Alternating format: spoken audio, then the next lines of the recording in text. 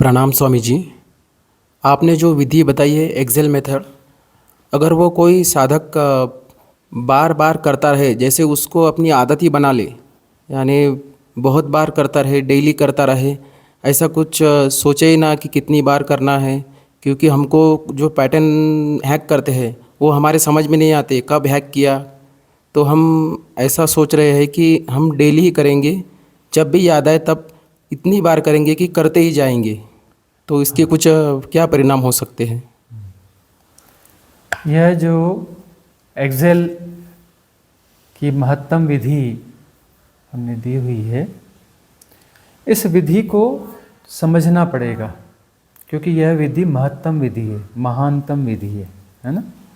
और यह विधि जो है सहज है, इसके लिए कोई आयोजन नहीं करना है, कोई समय नहीं निकालना है, कोई शेड्यूल नहीं बनाना है। क्योंकि समय, शेड्यूल, ये सब जो है मन के खेल के अंतर्गत आ जाते हैं, वह भी काम करते हैं उसमें भी, फिर इसलिए नेगेटिव पार्ट करवाना पड़ता है। बाकी इंटेंस मेडिटेशन में पहले साधना के लिए नेगेटिव पार्ट करवाने पड़ते हैं ना। दो होते हैं, एक जो है मेडिटेशन का नेगेटिव पार्ट, एक पॉजिटिव पार्ट। तो नेगेटिव पार्ट क्यों करवाना पड़ता है? क्योंकि हम इतने बजे बैठेंगे जी ध्यान में, चलो आ जाओ, इस जगह बैठेंगे, ऐसा करेंगे, वो करेंगे, फलानी विधि करेंगे, ये सब क्या है? ये सब तो मन की जानकारी में हो रहा है ना। मन उसमें मैनिपुलेट कर रहा है, मन उसमें इन्वॉल्व हो रहा है। मन इन्वॉल्व यदि उसमें हो रहा है तो मन जो है मन की समझ के भीतर है, मन की आयोजना के भीतर है, तो मन उसमें इन्वॉल्व हो रहा है, तो फिर वह जो उसकी विधि का जो इंटेंशन है उसको फलित होने में कहीं ना कहीं बाधा तो देगा। भाई ध्यान की विधियां क्या है? मन के पार जाने की विधियां हैं। और आयोजना में कौन शामिल है? मन शामिल है ना। इतने बजे करना है, यह विधि करना है, इस जगह करना है, ऐसे करना है, वैसे करना है ना। और वही विधि करना है जो हमने इतने बार करी थी। तो इसलिए उसमें क्या करना पड़ता है? नेगेटिव पार्ट जोड़ना पड़ता है। देखते हैं ना, भस्त्रिका करो, ओमकार का नाद करो, है ना, कैथारसिस कर लो, जिब्रिश कर लो, यह कर लो, वह कर लो, फलाना कर लो, ठिकाना कर लो, ये सब क्या है? नेगेटिव पार्ट है। और नेगेटिव पार्ट इसलिए कि मन की आयोजना तो पूरी वहाँ तक है ही, मन की आयोजना के बगैर वो चीज़ें होती भी नहीं है। ऐसा नहीं कि मन की आयोजना के बगैर कर लो, हो भी नहीं सकता, है ना। तो मन तो उसमें शामिल रहता ही है। तो मन का एक पार्ट होता है जो हमें साधना के लिए प्रेरित करता है, एक पार्ट होता है जो हमें कहता है कि सब कुछ कर लो लेकिन मुक्त नहीं होना, है ना। तो साधना के लिए वह भी राजी हो जाता है यदि उसकी आयोजना के भीतर है। मन की आयोजना के भीतर यदि साधना हो रही है तो मन तैयार है, क्योंकि वो मन का ही खेल हो जाता है, वह मन का ही खेल हो जाता है। मन उससे थोड़ा व्यवस्थित हो जाएगा, लेकिन मन के पार जाने वाली बात नहीं हो पाती। इसलिए हमने एक विधि यह भी दी है कि भाई कई ऐसा व्यवहारिक जीवन की कठिनाइयाँ भी कुछ ऐसी हैं बहुत सारे लोगों के जीवन में, भी समय नहीं निकाल पाते कि भाई 1 घंटा बैठना है, 2 घंटा बैठना है, कहाँ निकालें, कैसे निकालें। या फिर सुबह शाम कर लिया, दोपहर में यदि कुछ गड़बड़ हो रही है, वहाँ क्या होगा? अच्छा, दोपहर में आपको जो है मेंटल पैटर्न्स हैक कर गए, स्ट्रेस आ गया, क्रोध आ गया, का है ना, कोई लालच आ गया, लोभ आ गया, भय आ गया, कुछ भी हो रहा है। तो जो कुछ भी हो रहा है उस समय उससे बाहर कैसे निकले, उसके लिए कुछ ना कुछ तो देना था ना। इसलिए ये विधि दी गई है आपको, है ना, श्वास की विधि। इसके लिए हमने कहा है कि बीच में इसको जहाँ जहाँ इसके बारे में हमने बोला है सबको कलेक्ट करके कंपाइल एक विधि जो है वो आ जाएगी कुछ समय में। एक्सरसाइज करेंगे कुछ लोग। तो इस पर जो है, इस विधि को जो है समझना बहुत ज़रूरी है, हर साधक को समझना जरूरी है, क्योंकि ये महत्तम विधि है। इसके लिए इसमें कोई आयोजना नहीं करनी है ना, इसकी कोई आयोजना नहीं करनी है। जब भी आपको ख्याल आया, इधर ख्याल आया, ख्याल आने के साथ में ही हो जाए, ख्याल पूरा होने के पहले ही एक्सेल हो चुका होना चाहिए। जैसे ही आपको इस तरफ का कुछ भी ऐसा स्मृति आ रही है, कुछ भी हो रहा है, तो इधर आया और उसके साथ में ही वह घट जाना चाहिए, अचानक घट जाना चाहिए, वहीं ऐसे एक्सेल हो जाना चाहिए, है ना, बगैर किसी प्रिपरेशन के। उसमें कोई आयोजना नहीं होगी। मतलब फर्स्ट एक्सेल जो होगा आपका वो बिल्कुल अलग एक्सेल होगा, अनोखा एक्सेल होगा। ऐसा नहीं होगा, यह कैसा है, 100% गलत एक्सेल है। और ये ध्यान में कितना फायदा करेगा? कुछ भी नहीं। मतलब उस हैकिंग जो है, मतलब सबकॉन्शियस माइंड के पैटर्न ने हैक कर लिया। वो किसको हैक करता है? पहले ब्रीथ को हैक करता है ना। भाई आप काम से ग्रसित हो, क्रोध से ग्रसित हो, लोभ से ग्रसित हो, प्रेममय स्थिति में हो, शांत स्थिति में हो, जिस भी स्थिति में हो, तो हर उस स्थिति के साथ में ब्रीथ का पैटर्न अलग होता है, ब्रीथ का ढंग अलग होता है, क्योंकि बगैर उस ब्रीथ के ढंग के वह चीज़ नहीं घट सकती। कोई भी चीज़ है, क्रोध में आपकी श्वास अलग तरीके से चलेगी, तेज चलेगी, प्रेम में अलग तरीके से चलेगी, लोभ में अलग तरीके से चलेगी, भय में अलग तरीके से चलेगी। तो वह जो है पहला जो कोई भी विकार है, कोई भी पैटर्न है, कुछ भी आपको हैक कर रहा है। आपको हैक कर रहा है का मतलब आपके कॉन्शियस माइंड को हैक कर रहा है। तो हैक करने के लिए पहले ब्रीथ को हैक करेगा। आपका कॉन्शियस माइंड है ही थोड़ा सा छोटा सा, और सब कॉन्शियस माइंड बड़ा है, ज़्यादा ताकतवर है ना, वह हैक कर लेता है।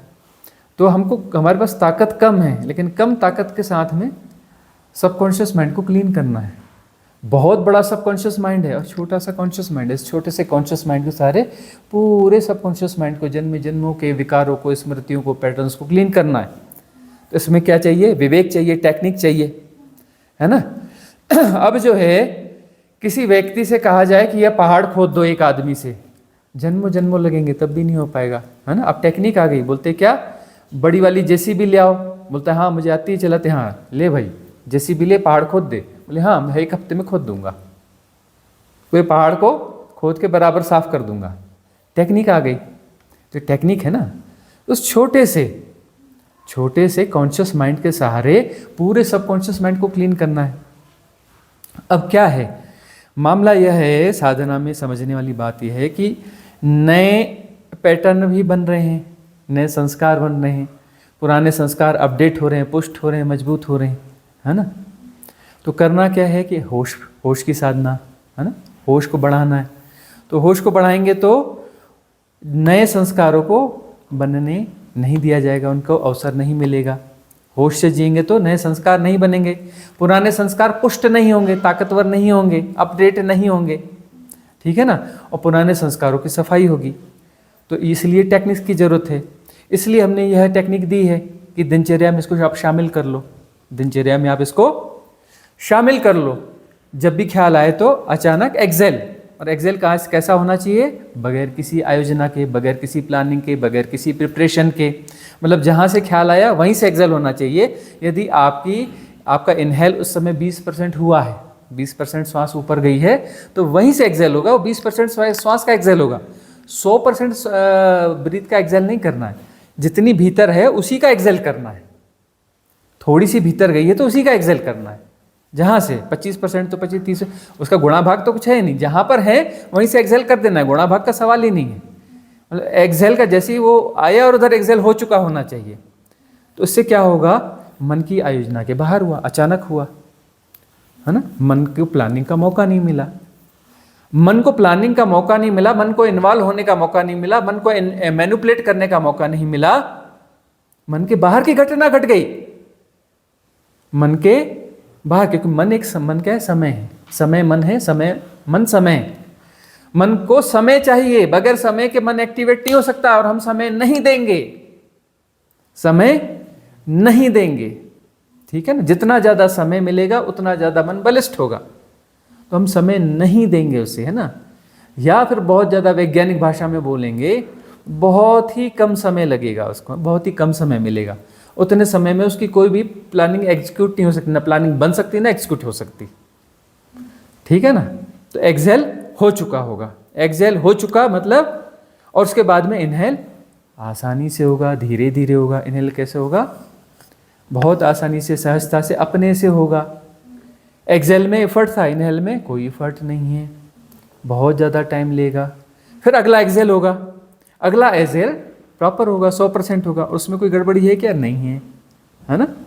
वह प्रॉपर 100% एक्सेल होगा, और उस एक्सेल के साथ में जो है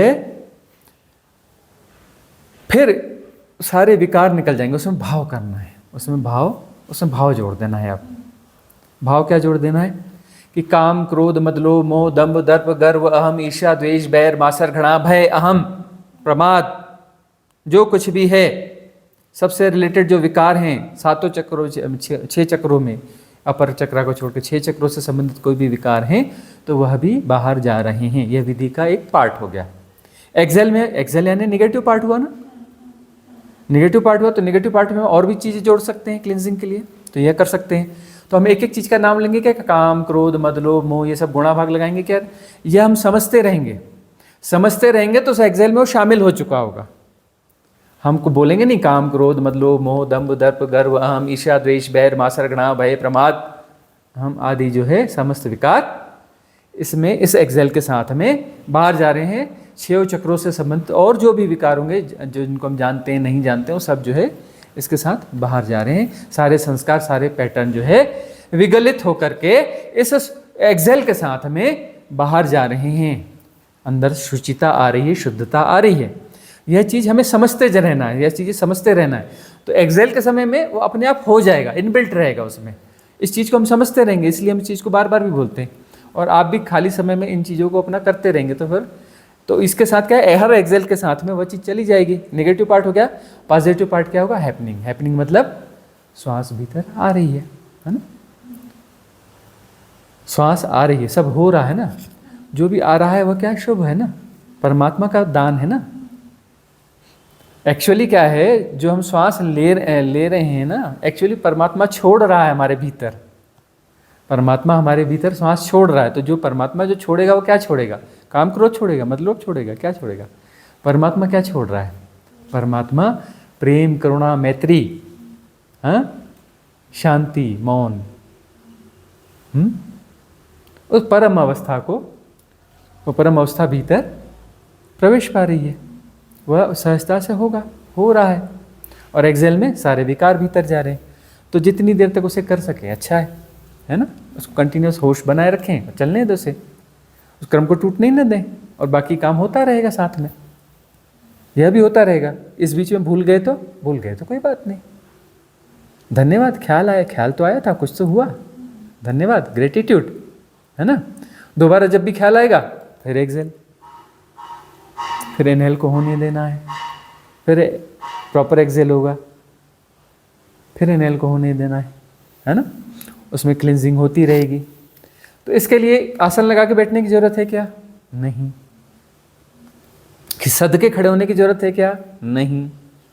कुछ भी कर रहे हो, जॉब में हो, काम कर रहे हो, बातचीत कर रहे हो, है ना, नहा रहे हो, खा रहे हो, चल रहे हो, कभी भी किया हो सकता है ना। अचानक घट जाएगा वह, कहीं भी लग रहा है कि कुछ गड़बड़ है, अलाइनमेंट बिगड़ा हुआ है ना, स्ट्रेस लग रहा है, कुछ गड़बड़ लग रहा है, ऐसा लग रहा है, बेचैनी लग रही, कुछ भी लग रही है, अचानक एक्सेल या किसी पैटर्न ने हमें हैक किया हुआ है। हम लोगों से बातचीत करें, उसी ढंग से बातचीत करें जैसे हम करते हैं, लोगों को मैनिपुलेट करने की कोशिश करें, समझाने की कोशिश करें, यह कर रहे हैं, वो कर रहे हैं, मतलब मन ने हमें उस काम में धकेल दिया है, मन ने हमें उस काम में धकेल दिया है। कई लोग की आदत रहती है ना, हम अपना ज्ञान पिलाना चालू कर देते हैं, ये कर देते हैं, वह कर देते हैं, मतलब मन ने हमें हैक किया हुआ है, मन पुष्ट हो रहा है, मतलब व्यक्तित्व तो पुष्ट हो रहा है ना उससे। तो वहाँ पर अचानक एक्सेल होंगे तो फिर हम देखेंगे कि भाई हम किसी पैटर्न के गिरफ्त में थे, वह हमें ऑपरेट कर रहा था। सबकॉन्शियस माइंड के पैटर्न हमें हैक करते हैं और हमें ऑपरेट कर रहे होते हैं, ठीक है ना। तो हमें जो है उन पैटर्न्स को डिस्ट्रॉय करना है। तो हमें डिस्ट्रॉय करना है का मतलब क्या है, डिस्ट्रॉय होगा, करना है मतलब कौन है करने वाला, होगा, है ना। इस चीज़ को सहजता लानी है, मतलब हम नहीं करेंगे, हो जाएगा, अपने से वह चीज़ अपना स्मृति में आएगी और अपने से हो जाएगा। उसमें मैंपन रिड्यूस होते जाएगा, मैं करूँगा या करना है, मुझे करना है, वह चीज़ रिड्यूस होती जाएगी, वह होगा फिर, है ना, वह होना चाहिए। उसमें मैं कम से कम होते जाना चाहिए, फिर हो जाएगा, घट जाएगा, एक्सेल हो जाएगा। अचानक एक्सेल हो जाएगा तो अचानक हुआ तो मन के बाहर की घटना है, मन के बाहर की घटना है, मन को समझ में नहीं आया, मन ने इसका आयोजन नहीं किया, मन ने इसकी प्लानिंग नहीं करी, है ना। और मन जो है सबकॉन्शियस माइंड के पैटर्न कुछ और ब्रीथ को चलाना चाह रहे थे, तो बिल्कुल एक्सेल में प्रॉपर ब्रीथ, उस नेक्स्ट ब्रीथ भी फुल जा रही है, फिर सहजता से पूरी ब्रीथ भीतर आ रही है, कुछ अलग ही बात हो रही है। तो इसमें कोई पैटर्न एक्टिवेट हो ही नहीं सकता, उसके लिए माहौल ही नहीं है, कोई पैटर्न एक्टिवेट नहीं हो सकता। कोई विकार एक्टिवेट नहीं हो रहा, कोई विचार एक्टिवेट नहीं हो रहा है, कुछ नहीं हो रहा है, तो वहाँ क्या होगा, अमनी दशा हो जाएगी, है ना। मन के बाहर की घटना होगी ना, तो मन तो किम करते हुए मूड हो गया, ठिठक गया, उसके समझ में कुछ आ ही नहीं रहा है, नहीं आ रहा है, तो डीएक्टिवेट हो गया। उस डीएक्टिवेट में उसको क्या बोलेंगे, अमनी दशा। वहाँ पे मन, जहाँ मन एक्टिव नहीं है वह क्या है, अमनी दशा है। तो अमनी दशा ही तो साधना का, है ना, मुख्य अभिप्राय क्या है। सारे विकारों के नाम याद नहीं रहते हैं तो नहीं, याद रहने का सवाल नहीं है, बस समझना है। हमने कहा कि वह बोलते रहते हैं, सुनते रहते हैं, आप समझ जाते हैं। अब वो इनका किसी का नाम याद रहना बिल्कुल भी जरूरी नहीं है, उनको दोहराना तो बिल्कुल जरूरी, दोहराना तो है ही नहीं, याद रहना भी जरूरी नहीं है। आपको उन विकारों को समझ है या नहीं है उसकी भी कोई जरूरत नहीं है। समस्त विकार, अब जो हमारे, जिनको हम जानते हैं वह भी, जिनको हम नहीं जानते हैं वह भी, जिनके बारे में हमें परिभाषा पता है वह भी, जिनके बारे में नहीं पता है वह भी, है ना। हमारी समझ जितनी है उतना ठीक है, नहीं है वह भी शामिल, बस ऐसा भाव भर है। समस्त विकार शरीर से बाहर जा रहे हैं। हाँ, है ना। लेकिन हम बोल देते हैं तो ये आपके सबकॉन्शियस माइंड में यह भी जा रहा है। देखो, सबकॉन्शियस माइंड में वायरस डालने होते हैं, है ना, वहाँ पे बहुत ज़्यादा कुछ है।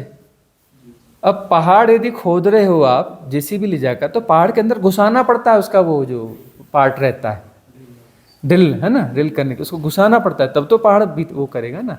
तो इसमें भी कुछ चीज़ घुसाना पड़ता है, या फिर वो सॉफ्टवेयर को क्लीन करना है, या है ना, सॉफ्टवेयर में कुछ गड़बड़ी, वायरस आ गया तो उसको निकालने के लिए क्या, एंटीवायरस डालना पड़ता है, वह भी एक सॉफ्टवेयर है। एंटीवायरस जो डाला जाता है ना, कंप्यूटर या बाकी चीज़ों के सॉफ्टवेयर्स को बचाने के लिए, वह भी सॉफ्टवेयर ही है। अच्छे सॉफ्टवेयर्स को बचाने के लिए, है ना, और वायरस को मिटाने के लिए जो चीज़ डाली जाती है एंटीवायरस, वह भी सॉफ्टवेयर ही है। तो यहाँ तो हमारे लिए अच्छा बुरे का सवाल नहीं है, जो भी सॉफ्टवेयर है सब साफ होनी चाहिए, क्लीन चाहिए। सबकॉन्शियस माइंड क्या है, सबकॉन्शियस माइंड में जो कुछ भी है सब कूड़ा है, कबाड़ा है, वायरस ही है। मुझे एक सवाल आ रहा है, थोड़ा जोर से बोलना पड़ेगा। जैसे ध्यान हम करने बैठते हैं, हो गया तो नींद आती है बीच में, तो नींद भी मन का ही हिस्सा है। देखो, नींद आती है, जी ठीक है ना, जी। वह बात भी थोड़ी छूट रही थी ना, उसको हम कंप्लीट भी करना चाह रहे थे ना, जी ब्रीद वाली। जी हाँ, उसको वो चीज़ बार बार स्पष्ट हो जानी चाहिए। जी इसलिए स्पष्ट हो जानी चाहिए कि उस विधि के बारे में बहुत सारे लोगों का भी संशय भी है। और दूसरी बात है कि वो ब्रीथ का जो है ना, जैसा एक्सेल प्रॉपर नहीं होता है उनसे, जी ब्रीथ जो है वह प्रॉपर नहीं होता है। तो उसके लिए जो है उसको समझना जरूरी है। बहुत लोग कहते हैं, जैसे आप ही कह रही हैं कि 1 हफ्ता उसे समझने में ही लग गया आपको, पूरा 1 हफ्ता लग गया ना। तो बहुत सारे लोग तो 1-1 महीने करने के बाद में भी थोड़ा गलत तरीके से कर रहे हैं। यदि एक्सेल, फर्स्ट एक्सेल के समय में पहले इनहेल किया और फिर उसके बाद प्रॉपर ब्रीथ किया, तो 100% गलत हो गया, उसका फ़ायदा कुछ नहीं हुआ, नुकसान ही होगा, है ना। यह समझ लेना चाहिए, उसमें मन ही पुष्ट होगा, ठीक है ना।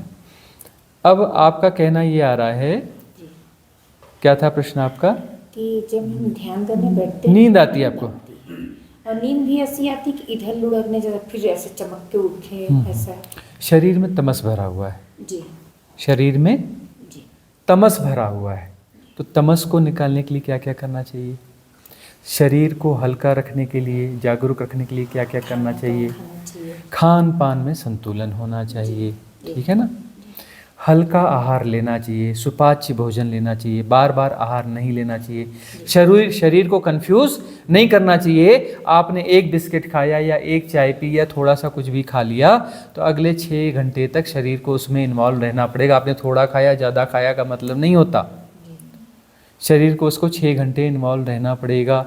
इस बीच में आपने दूसरा भोजन कर लिया, है ना, थोड़ा नमकीन खा लिया, थोड़ा कुछ ये खा लिया, कुछ भी खा लिया, पहला ही क्लियर नहीं हुआ, दूसरा डाल दिया, एनर्जी फिर उसमें इन्वॉल्व हो गई। इमरजेंसी है, पेट में कुछ भी चला गया तो शरीर के लिए इमरजेंसी है, सारी ऊर्जाओं को उसमें लगाना पड़ता है, सारे प्रोसेस को उसमें डालना पड़ता है, सारे एंजाइम्स को उसमें इंक्लूड करना पड़ता है उसको, ठीक है ना। शरीर के लिए इमरजेंसी है, फिर दूसरा काम शरीर नहीं कर पाता, दूसरा कुछ भी कह जाएंगे तो शरीर में आलस और तमस बढ़ता चला जाएगा, है ना।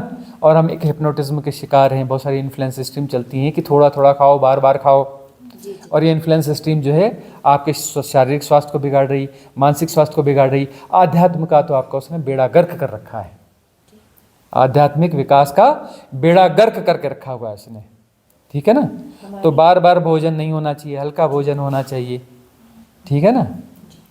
तो एक भोजन जो है अपना दोपहर का भोजन वह एक हैवी हो जाए, ब्रेकफास्ट में कुछ लाइट लो, रात का भोजन स्किप करो, रात का भोजन अच्छा नहीं है। और शरीर को बीच बीच में उल्टी सीधी चीज़ें दोगे, निकोटिन टेनिन और क्या क्या चीज़ें देते हैं ना, चाय कॉफ़ी में सब यही तो रहता है ना, ये सब आप डाल रहे हो, उत्तेजना दे रहे हो, तो उत्तेजना का अगला क्या होता है, अगला पहलू क्या होता है, जैसे आपको उत्तेजना आएगी तो उसके बाद में आलस्य आएगा, क्या आएगा, आलस्य, क्योंकि उत्तेजना में अपनी एनर्जी ज़्यादा खर्च कर दी तो उसके बाद आपको क्या आएगा, आलस्य आएगा, शरीर में तमस है। तो आहार संतुलन, और उसके अलावा दूसरा क्या होना चाहिए, आपको जो है अनुलोम विलोम प्राणायाम भस्त्रिका यह करना चाहिए। यह करने से क्या होगा कि शरीर का तमस दूर होगा। थोड़ा जॉगिंग वॉकिंग करना चाहिए, ऑक्सीजन वाली जगह पे ज़्यादा रहना चाहिए, घर में कुछ ना कर सको तो थोड़े पेड़ पौधे लगाओ, है ना, और बाहर खुले आकाश में भी बीच बीच में जाते रहना चाहिए। वो नहीं, सबके लिए बोल रहे हैं हम, आपको जवाब नहीं दे रहे हैं, प्रश्न आपका है, जवाब आपको नहीं है, जवाब सबको है ना, क्योंकि यहाँ पर सबके पास अलग अलग कंडीशन है, कोई शहर से, कोई गांव से, कोई किसी से, हाँ, तो वो उसका कोई महत्व ही नहीं है, हम जवाब सबको दे रहे हैं।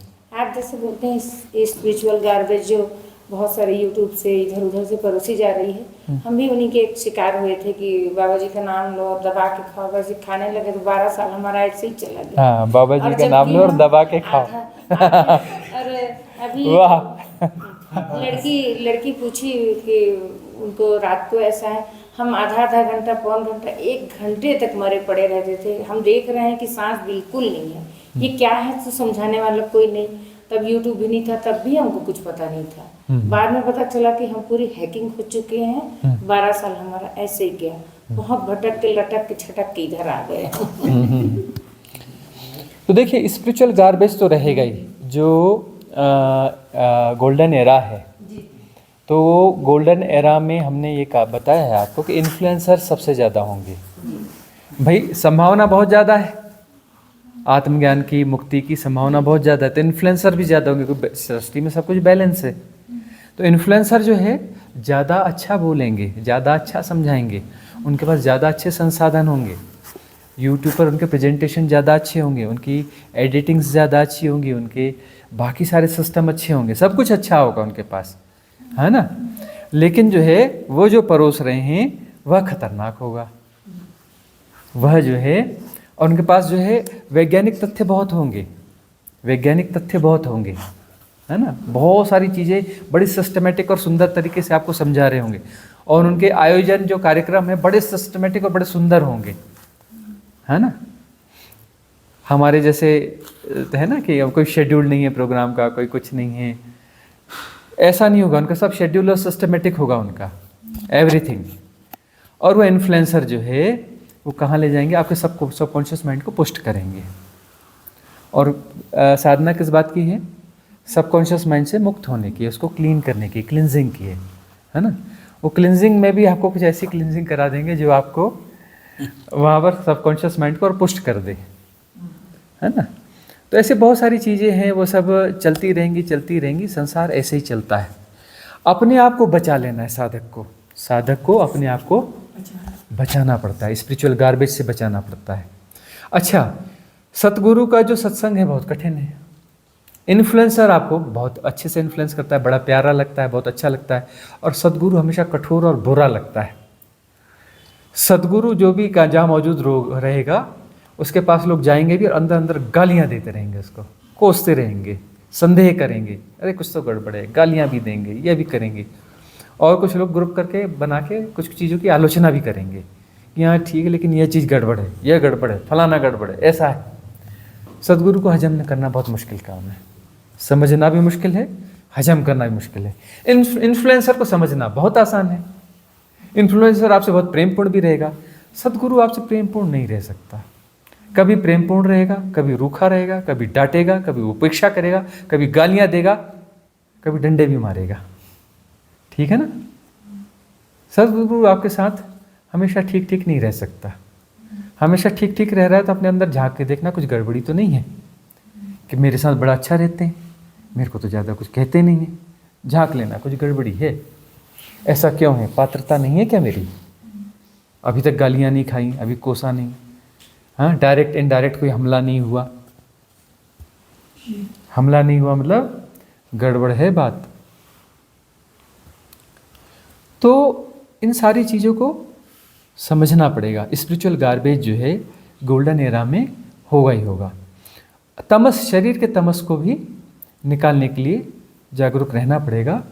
अच्छा जो है नींद जो है ना, नींद भी प्रॉपर लेना चाहिए। वैसे नींद प्रॉपर होनी चाहिए, क्योंकि नींद यदि प्रॉपर नहीं है तो फिर उधर इंटेंस मेडिटेशन में बैठोगे तो झपकियाँ खाते रहोगे, है ना। अच्छा दूसरी उसकी बात यह है कि एक स्थिति बाद में ऐसी आएगी कि उसके बावजूद जो है साधना में शरीर निद्रा में चला जाएगा और चैतन्य जागा हुआ होगा। शरीर निद्रा में चला जाएगा और चैतन्य जागा हुआ होगा। यह दशा कैसी है? उत्तम अवस्था है। इसे ही पतंजलि ने क्या कहा? समाधि। ठीक है ना। चैतन्य जागा हुआ है, शरीर सोया हुआ है, मन अनुपस्थित है, मन अनुपस्थित है। तो यह स्थिति समाधि की स्थिति है। ठीक और है। ये रात में ज़्यादा होता है। हाँ रात में ज़्यादा ये रात होता में है, ज़्यादा होता इसलिए रात की साधना के लिए हम कहते हैं।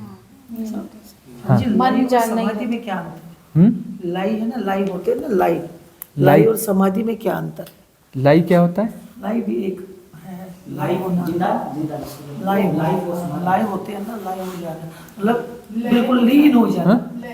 अच्छा लय हो जाना। हम लाइव शब्द सुन रहे थे। लाइव शब्द हम हाँ लय हम लय शब्द समझते हैं। लय, लाई, हाँ लाई। हाँ लय, हाँ वो हम समझता है, दूसरा शब्द नहीं समझता। हाँ जी, हाँ तो लय हो जाना, लीन हो जाना। हाँ जी। लय हो जाना, लीन हो जाना वो और समाधि में क्या फर्क है?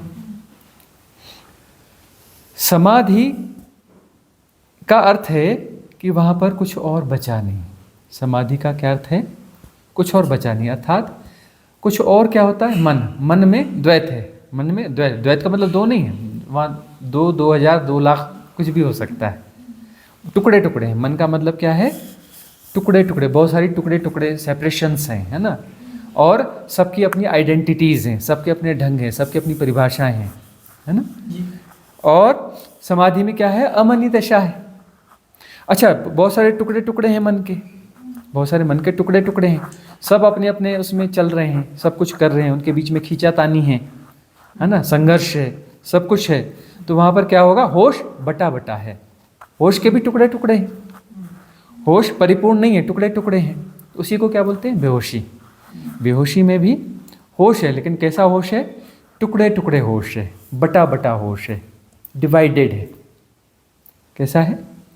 डिवाइडेड है। अब जो है इसमें अमनी दशा घट गई तो सारा डिवाइडेशन खत्म हो गया। होश कैसा हो जाएगा? सघन हो जाएगा, जग जाएगा। वह होश जो है प्योर होश है, परिपूर्ण होश है ना। मतलब चैतन्य है, चैतन्य जागा हुआ है। चैतन्य जागा हुआ है मतलब चैतन्य है, कभी सोता है कभी जागता है, ऐसा नहीं। चैतन्य, शुद्ध चैतन्य का अर्थ ही होता है जागा हुआ। चैतन्य जागा हुआ है हमारी भाषा की कमजोरी। चैतन्य का अर्थ ही होता है जो जागा हुआ है। जागा हुआ ही चैतन्य, चैतन्य का अर्थ जागा हुआ है ना। और जो है बेहोशी का अर्थ है कि वह टुकड़े टुकड़े टुकड़े टुकड़े है। तो अब जो है साधना में किसी ऐसी स्थिति में ध्यान में अमनी दशा घट गई तो चैतन्य हो गया। चैतन्य हो गया तो परिपूर्णता हो गई। चैतन्य हो गया तो परिपूर्णता हो गई। अब जो है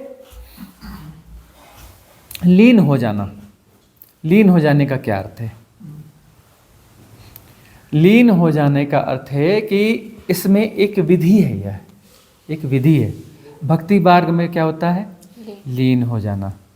लीन हो जाना मतलब उसमें एक भाव किया जाता है कि यह है और यह परिपूर्ण है, यह पूर्ण परमात्मा है, या ऐसा है या वैसा है। उसके सारे गुण धर्म कौन से तय किए जाते हैं? जो अल्टीमेट के होते हैं कि यह निर्गुण है, निराकार है ना, देश काल के पार है, असीम है, अनंत है ना, ये सारे गुण हैं वो जिसमें भी भक्त कृष्ण तो कहता है कृष्ण पूर्ण अवतार हैं, ये ऐसे हैं वैसे, शिव हैं तो ये ऐसे हैं वैसे हैं, सारे परिपूर्णता के गुण उसमें डाले जाते हैं। अन्य विधियाँ भी होंगी, उसमें अब लय होना है। कोई गुरु कोई कर लेता है कि पूर्ण गुरु हैं, अब मुझे अपने गुरु में लय होना है। और एक्चुअली कृष्ण और ये सब भी तो गुरु ही हुए हैं ना, और जो गुरु है वो तो भगवान होगा ही ना। गुरु का अर्थ ही होता है भगवान, भगवान का अर्थ है जिसकी फ्लावरिंग पूरी हो गई है ना। अब भगवान बनने की संभावना किसकी है? सभी की। सभी भगवान होंगे, सभी परमात्मा होंगे, होना ही पड़ेगा। अरे आप डिले कर सकते हो, पोस्टपोन कर सकते हो, लेकिन होना ही पड़ेगा। कब तक डिले करोगे? भगवान होना ही पड़ेगा, फ्लावरिंग होगी ही होगी। कुछ भी कर लो, कितना भी डिले कर लो। और क्यों नहीं हो पा रहे भगवान? क्योंकि खुद ही डिले कर रहे हो, अपनी फ्लावरिंग को खुद ही पोस्टपोन कर रहे हो। वही तो मैट्रिक्स है ना। इधर बोल रहे हैं कि हमें फ्लावरिंग करना भी है, उधर कुछ कुछ ऐसा भी कर रहे हैं जिससे फ्लावरिंग रुक जाए। जीवन में जीने के ढंग में कुछ सारी चीज़ें ऐसी भी हैं कि फ्लावरिंग को रोक रही हैं, और इधर जो है एक ऐसा बोल रहा है हमें फ्लावरिंग करनी होनी है, हमारी हमें भगवान होना है, हमें परमात्मा होना है। परमात्मा से मिल तो सकते नहीं, परमात्मा से कभी कोई नहीं मिल पाया। परमात्मा को छुआ नहीं जा सकता, परमात्मा को छुआ नहीं जा सकता, लेकिन परमात्मा हुआ जा सकता है। परमात्मा हुआ जा सकता है। परमात्मा के साथ बैठकर मीटिंग नहीं कर सकते, लंच नहीं कर सकते, ब्रेकफास्ट नहीं कर सकते, ताश नहीं खेल सकते, है ना। परमात्मा के साथ ऐसा नहीं किया जा सकता, लेकिन परमात्मा हुआ जा सकता है ना। तो जो है लीन होना, लय होना, उसमें लय होना यानी अपने सारे डिवाइडेशंस को उसमें लय करते जा रहे हैं। जो भी है विकार है, डिवाइडेशन का मतलब विकार होता है ना, टुकड़े टुकड़े होना है। हाँ, टुकड़े टुकड़े होना ही क्या है? विकार है। तो सारे टुकड़ों को उसमें लय करते जा रहे हैं, लय करते जा रहे हैं। जो हम लय करते जा रहे हैं, समर्पित करते जा रहे हैं, समर्पित करते जा रहे हैं, विधि है ना। करते करते करते करते कुछ होगा, कुछ ना कुछ होते जाएगा, लय होते होते एक दिन सब लय हो जाएगा, मैं नहीं बचेगा। और कुछ लोग रेयर वन होते हैं जो जीवित सदगुरु को के सानिध्य में रहते हैं, मन में संदेह वंदेह नहीं उठते हैं ज़्यादा, है ना। गुरु गालियाँ देता है तो खुश होते हैं कि हाँ गाली दी, अब देखना है कि मेरी गाली कहाँ पे लगी, किस चीज़ पे लगी, वह चीज़ को फेंको बाहर निकाल के। गुरु ने गाली दी, इस बात की आलोचना करी, मतलब यह चीज़ गड़बड़ है, अभी बाहर हो जानी चाहिए, खेल खत्म करो इसका, इस बात की आलोचना करी ना, तो ये अभी इसका वो भी लय करने वाली बात है। लय करो, इसको मिटा दो। गुरु ने कहा मतलब मिटा दो, बात खत्म हो गई। गुणा भाग नहीं लगाना है। नहीं तो बहुत सारे लोग गुणा भाग लगाते हैं कि ये ऐसा है, ये पॉजिटिव है, या ऐसा है, नहीं अभी नहीं, ये फलाना ऐसा वैसा, गुरु तो ऐसे ही बोल देते हैं। गुणा भाग लगाए यानी गए मैट्रिक्स में चले गए, उलझ गए।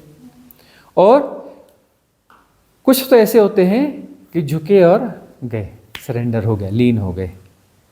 सरेंडर विधि है ना लीन होने की। लीन होने की विधि क्या है? सरेंडर। तो सरेंडर कहीं भी करो, अरे पेड़ के सामने कर लो, लेकिन सरेंडर आना चाहिए ना, सरेंडर होना चाहिए ना।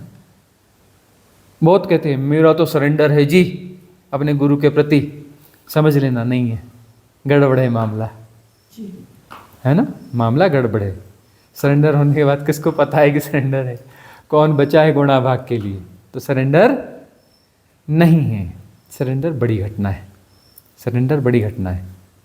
और संदेह वगैरह उठते रहते हैं। इसलिए जो है ऐसे गुरुओं को भी ढूंढा जाता है जो अब शरीर में नहीं है, है ना। कृष्ण ऐसे हैं, वैसे हैं, फलाने हैं, ढिकाने।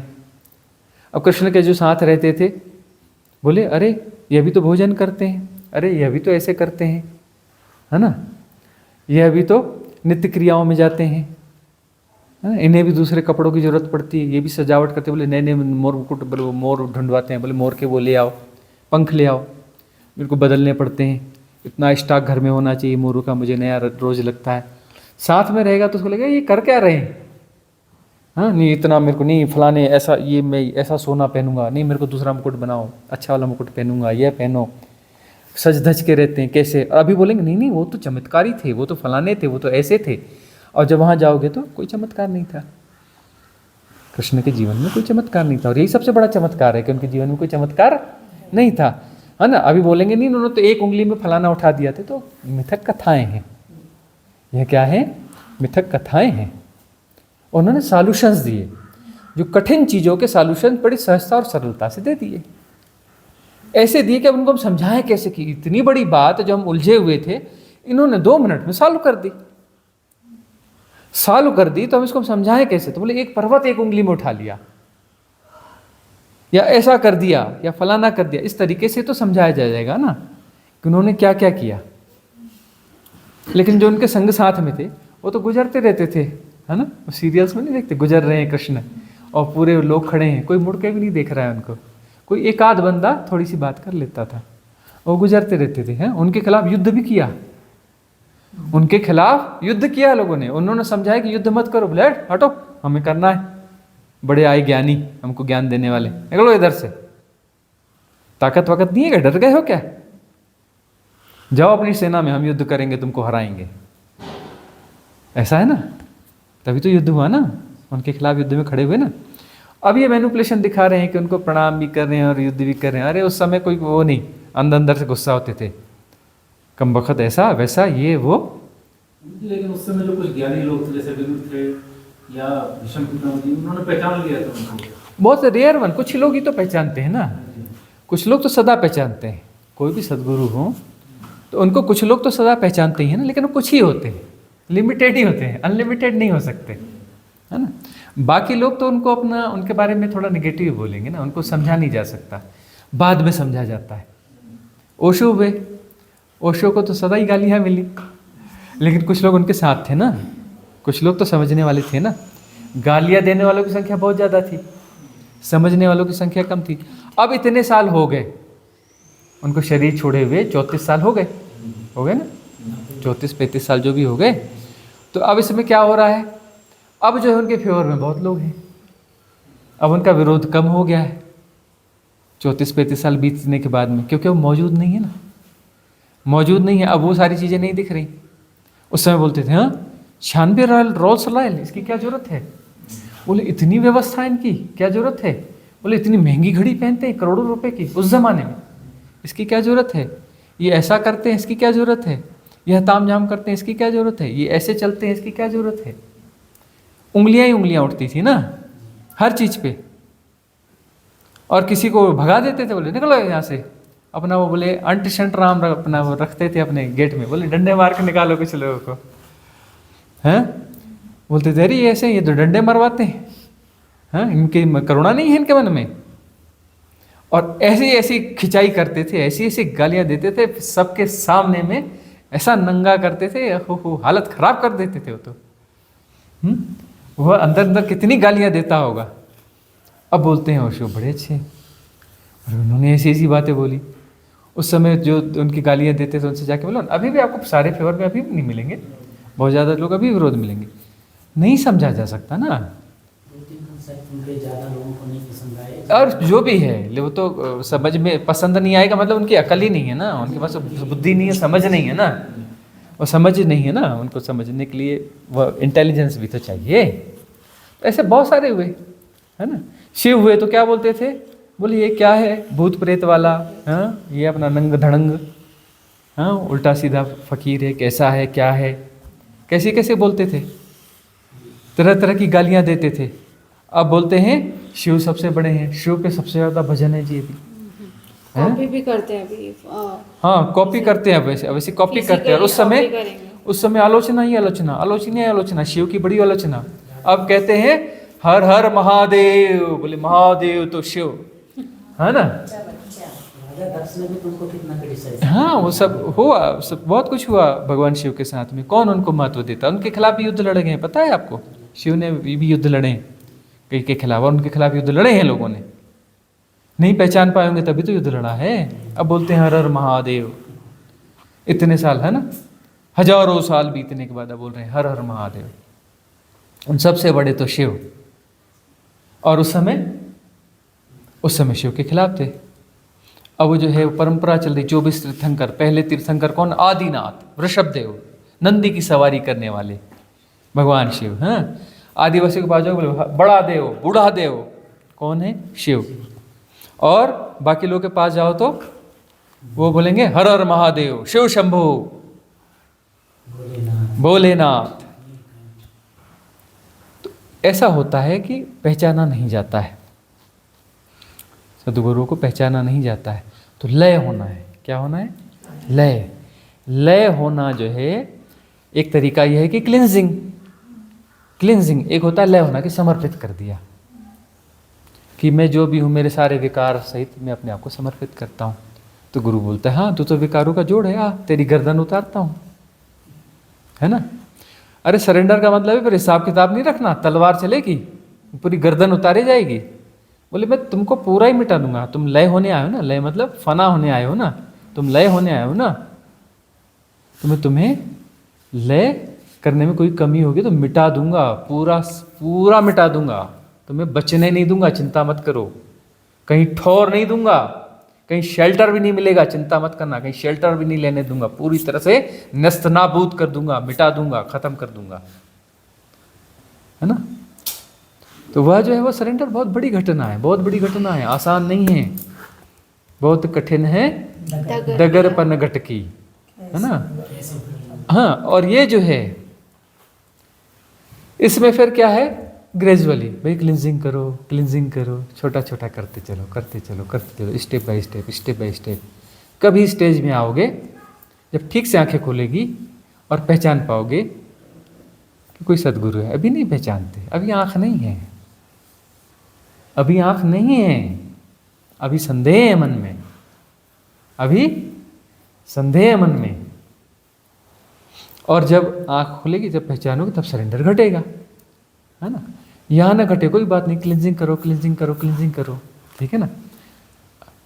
रह जाएगा कुछ, अगला जन्म लेगो, अगले जन्म में भी कोई ना कोई तो रहेगा ही ना, कोई ना कोई तो मिलेगा ही। हर जगह, हर जन्म में मिलेंगे सदगुरु, हमेशा मिलेंगे, है ना।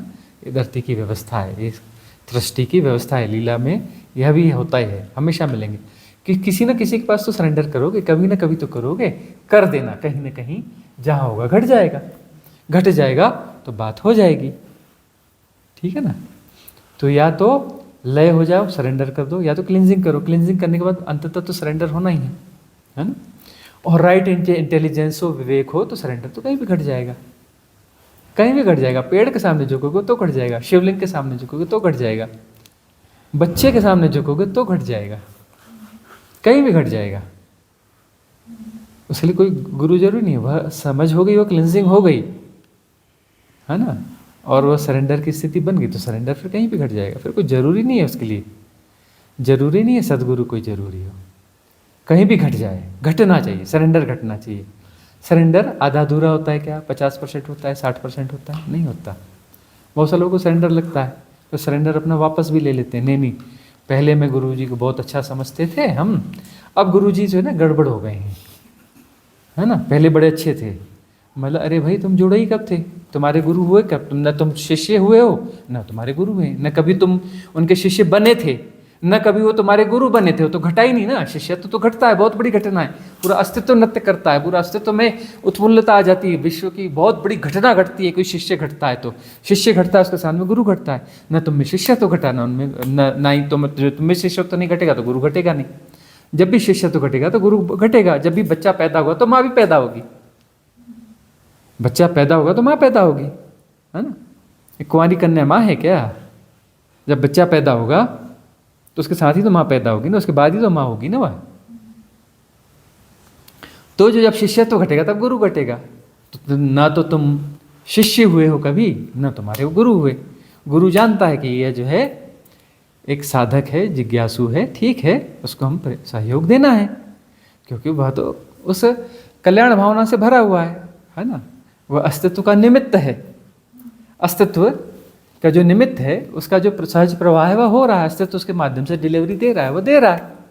लेकिन उसको पता है कि यह साधक है, मेरा शिष्य थोड़ी है, शिष्य तो उसमें घटा नहीं, वह तो जानता है। तो बहुत सारे लोग ऐसे आएंगे और जाएंगे जो कि अभी शिष्य नहीं है, और बाद में बोलते हैं कि नहीं जी पहले गुरुजी बड़े अच्छे थे अब गड़बड़ हो गए, पहले बड़े प्रेमपूर्ण रहते अब बड़े कठोर हो गए। बड़े कठोर हो गए तब तो बात बननी शुरू हुई थी, लेकिन अपने आप को बचाना चालू कर दिया। कि गुरु क्या कह रहा था, लीन हो जा। क्या बाधा है लीन होने में? यह बाधा है, पड़ा हथौड़ा, पड़ा डंडा, तोड़ेगा वह, तोड़ेगा तोड़ेगा तोड़ेगा तोड़ेगा, तोड़ते तोड़ते तोड़ते खत्म कर देगा, लीन हो जाओगे। सेपरेशन टूटेगा ना, सेपरेशन को तोड़ रहा है ना, सेपरेशन टूटेगा तो बचेगा क्या? परम इनफाइनाइट वैक्यूमनेस, इनफाइनाइट वैक्यूमनेस के बीच में पूरी अनंतता है, अनंतता के बीच में एक जो है ऐसा एक अमीबा घूम रहा है। एक गोला बोलो, अमीबा बोलो ना, गोला क्यों बोलो, आड़ा टेढ़ा है ना वो तो, मतलब जो भी सेपरेशन है वो आड़ा टेढ़ा ही होगा ना, गोल क्या होगा? अमीबा ऐसा रहता है, ऐसा ही है ना आपस में, लेकिन रहता आड़ा टेढ़ा है। तो एक अमीबा है, क्यों उसको गोल बोले जी? उसमें कोई सिमिट्री नहीं है, कोई सिमिट्री नहीं, वो आड़ा टेढ़ा है। तो सेपरेशन कैसा है? अमीबा जैसा। उस अनंतता में एक अमीबा जैसा कुछ है, हाँ, उसमें उथल पुथल चल रही है। वह डिज़ॉल्व हो गया, डिज़ॉल्व हो गया तो क्या बचा? अनंत बचा, असीम बचा, परिपूर्ण बचा, पूर्ण परमानंद। कब मरी हो कब भेंट ही हो, पूर्ण परमानंद। सेपरेशन गया तो क्या बचा? पूर्ण परमानंद। उसके बाद क्या निकलेगा? ठहाका, हंसी। बोले मैं ये किसको संभाल रहा था? कौन से अमीबापन को संभाल रहा था अपने? हाँ, जैसे वो डिज़ॉल्व होगा अमीबा, क्या बचेगा? पूर्ण परमानंद। हंसी आता है बाद में, मतलब हाँ, क्या कर रहा था मैं, ये हाँ, क्या जी रहा था। क्या जी, क्या पागलपन था? क्यों? तब आएगी हंसी जब उसमें जाने के बाद लौट भी आते हैं, तब आती है हंसी। पिछले इवेंट्स उसको ऐसे याद रहते हैं। हाँ, या तो कुछ होगा, कुछ कैसा होता है वो उसके साथ ही निवृत्त। जय सिया राम, है ना? शिव तत्व, परिपूर्ण शिव, उसी के साथ में निर्वाण और महापरिनिर्वाण एक साथ। सुंदर घटना है, असुंदर नहीं, बड़ी प्यारी घटना है। तो पेरेंट्स को वो कैसे स्वागत उनके साथ बिहेव करते हैं आप बच्चों के साथ जब ये घटना घट जाती है उनको? ये तो प्रश्न उस लेवल का प्रश्न है कि जहाँ पर अभी साधना का साहस है नहीं, है ना? साधना का साहस बहुत कम है, इस लेवल का प्रश्न है ना? मेरे साथ ये होता है हम्म। कि रात को कॉन्शियस माइंड एकदम शांत शून्य हो गई खत्म, तो वहाँ सुनाई देती है मुझे। तो ये क्या चीज़ है? क्या सुनाई देती? हंसी सुनाई देती है। हाँ, ठीक है, वो अंदर में वह चीज़ें हैं, हंसी का जो है ना, हंसी की कोई साधना भीतर रही होगी, तो वह चीज़ें अनफोल्ड होने की कोशिश करती है। बहुत ठहाके सुनाई देते हैं। हाँ। और बचपन से थोड़ा पॉजिटिव हूँ करके मैं हंसने की आदत है मेरी। हाँ, हाँ। कमजोरी है कि चुप नहीं रह सकती, हंसती हूँ। नहीं तो हंसना तो Serious नहीं है मेरा बहुत हाँ ज़्यादा। ठीक है, सीरियस होना भी क्यों चाहिए? सीरियस होने जैसा कुछ है ही नहीं। कोई भी माहौल में मुझे हंसी आती है और खुद को रोक रोक के रखती हूँ। जैसे किसी की डेथ हो गई, मेरा बड़ा वाला भाई की दोनों किडनी में फेल हुई, उनकी डेथ हो गई 4 महीने। तो मैं आपको बताऊँ, आश्चर्य होगा कि उनकी डेड बॉडी रखी थी, मेरे को हंसी आती थी, मैं चुप दबाई हूँ उनको। इनको भी वैसे होता है, क्यों होता है भगवान जाने, मैं नहीं जानती। ऐसे बहुत सारे ऐसे साधक हुए हैं, जी बहुत सारे ऐसे उच्च अवस्था में हुए हैं, उनके जीवन में भी ऐसी घटनाएं हुई हैं कि उनको जो है कहीं मृत्यु भी हो गई तो बड़ी हंसी आती है, क्योंकि है लीला का खेल चल रहा है और बाकी सारे लोग गमगीन होते हैं, तो उनके गमगीन को उनको देख करके और हंसी फूटती है उनको कि ये जो है किस बात के लिए अपना वो है, वही पुराना कपड़ा कोई फेंक रहा है, नया कपड़ा पहन रहा है और ये रो रहे हैं, तो उनको यह भी दिखता है ना क्यों रो रहे हैं। हमने बताया था ना, हाय अब हम कैसे करेंगे, अब कौन हमें सब्जी ला के देगा, कौन हमें किराना ला के देगा। ऐसा बोलते नहीं हैं, बोलते कुछ और हैं, लेकिन हम उसको और वो जो कहना अंदर दबा हुआ है वही सब ला के दे। कौन हमें अपनी तनख्वाह ला के देगा हमारे खर्च के लिए, हैं? कौन हमारी जो वो बाथरूम की नाली चौक होगी तो कौन साफ करेगा। ये हम इस ढंग से बोलते हैं, हमारे बोलने का ढंग है। जैसे परमात्मा को बोलते हैं ना, परमात्मा को बुलाओ ताश खेलेंगे उसके साथ में, ये बोलने का ढंग है हमारा। उसको बिल्कुल उस लेवल पे ले जाओ ना, उस लेवल पे जाओ। जैसे कोई अपना मंदिर जाता है तो बोलते हैं ना, हे परमात्मा, अरे झाड़ू लगाने की बड़ी दिक्कत है, कमर में जाते, सुबह सुबह के झाड़ू लगा दिया करना, तुम तो बड़ी अच्छी झाड़ू लगाओगे, हेल्प करो, कृपा करो, बर्तन वर्तन मांज दिया करो। मांग ही रहे हो तो अच्छे से मांगो ना, ज़्यादा अच्छी चीज़ें मांगो। अरे सर्वेंट मिलते नहीं, आके काम कर जाया करो, हे परमात्मा तुम तो बड़े कृपालु हो, हैं? कोई बोलता है ना नौकरी लगा देना, ये कर देना, अरे नौकरी क्या लगा देना, सारे काम कर दिया करो ना, झाड़ू पोछे से लेके कपड़े बर्तन ये वो सब कर दिया करो। कृपालु तो हो ही हो, हाँ पूरी कृपा कर दिया करो, सब कुछ दे जाया करो, सब कर दिया करो। ये हमारे कहने के ढंग है कि उसको पूरी तरह से नंगा कर दो उस सच को, है ना। तो इस प्रकार की हंसी फूटती है तो वो दिखता है कि कोई मरता है तो एक्चुअली खुद का भय प्रकट होता है कि वह जो है उनका संरक्षण था, सहयोग था, और उसके बहाने यह भी ख्याल आता है कि हम भी तो नहीं मरेंगे, ये हम मर गया तो खुद की मौत का भय भी आता है, इसलिए डर आता है। अब वो जो है वह डर जिसके मन में नहीं है उसको हंसी आएगी, उसे सारा कुछ दिख रहा होगा। इस प्रकार से होता है। तो लीन हो जाना, लीन हो गए तो बात बन गई, लय हो गए, लीन हो गए तो बात बन गई, सारा सेपरेशन डिजॉल्व हो गया। सेपरेशन डिजॉल्व हुआ तो बचा कौन? पूर्ण परमानंद। और परमात्मा को छुआ नहीं जा सकता।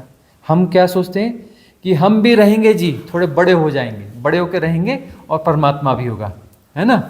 कई लोग ऐसी साधना करते हैं कि वो जो परमात्मा का सिंहासन है ना, उसके बाजू वाली सीट मुझे मिलना चाहिए, हम भी वहाँ बैठेंगे, है ना। परमात्मा बैठा होगा और सारे लोग बैठे होंगे और हम जो है थोड़े वीआईपी होंगे, हमको जो है बाजू वाली सीट हमको मिलेगी परमात्मा के बाजू। मतलब सेपरेशन को वहाँ तक खींच के ले जाते हैं, सेपरेशन को वहाँ तक खींच के ले जाते हैं कि स्वर्ग में ऐसा होता है, नरक में, मोक्ष में ऐसा होता है, हाँ? कि हर कोई जो है एक बादल में बैठा है और काहे में बैठा है? कल्प वृक्ष के नीचे बैठा है ना। उसको जो है अप्सराएं मिल रही हैं, उरे मिल रही हैं, यह हो रहा है, वह हो रहा है, दुनिया भर की चीज़ें चलती है ना। कल्पना को हम कहाँ खींच के ले जाते हैं कि साधना करने से क्या मिलेगा? मज़ा मिलेगा, बड़ा मज़ा मिलेगा, है ना। अप्सराएं मिलेंगी, यह मिलेगा, क्या शराब के झरने बह रहे होंगे, चश्मे बह रहे होंगे, स्वामी जी 72 नूरें मिलेंगी। हाँ। तो ऐसा बहुत कुछ जो है वहाँ मिलेगा, मतलब उसको वहाँ तक खींच के ले जाते हैं वासनाओं को, लेकिन सेपरेशन को नहीं खोना चाहते। और मुक्त मतलब साधना जो है, साधना तो वही साधना है जो मुक्ति की साधना है, सेपरेशन को डिजॉल्व करने की साधना है। बाकी तो साधना है ही नहीं ना, बाकी तो साधना है ही नहीं। साधना तो पूर्ण होने की साधना है, पूर्ण परमानंद, है ना। तो गुरुजी आप जो बोल रहे हो कि जो समर्पण जब घटती है, हम्म। जब समर्पण घटती है, तो इसका मतलब जब मैं हूँ तो समर्पण कैसे घट सकता है? जो वही तो मैं है ना, नहीं मैं हूँ, कोई तो चढ़ाओगे।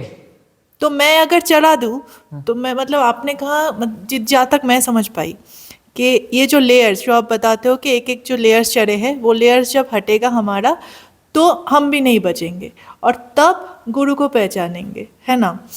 और ये एक समर्पण हुआ, तब तो ऑटोमेटिकली समर्पण हो ही जाएगा।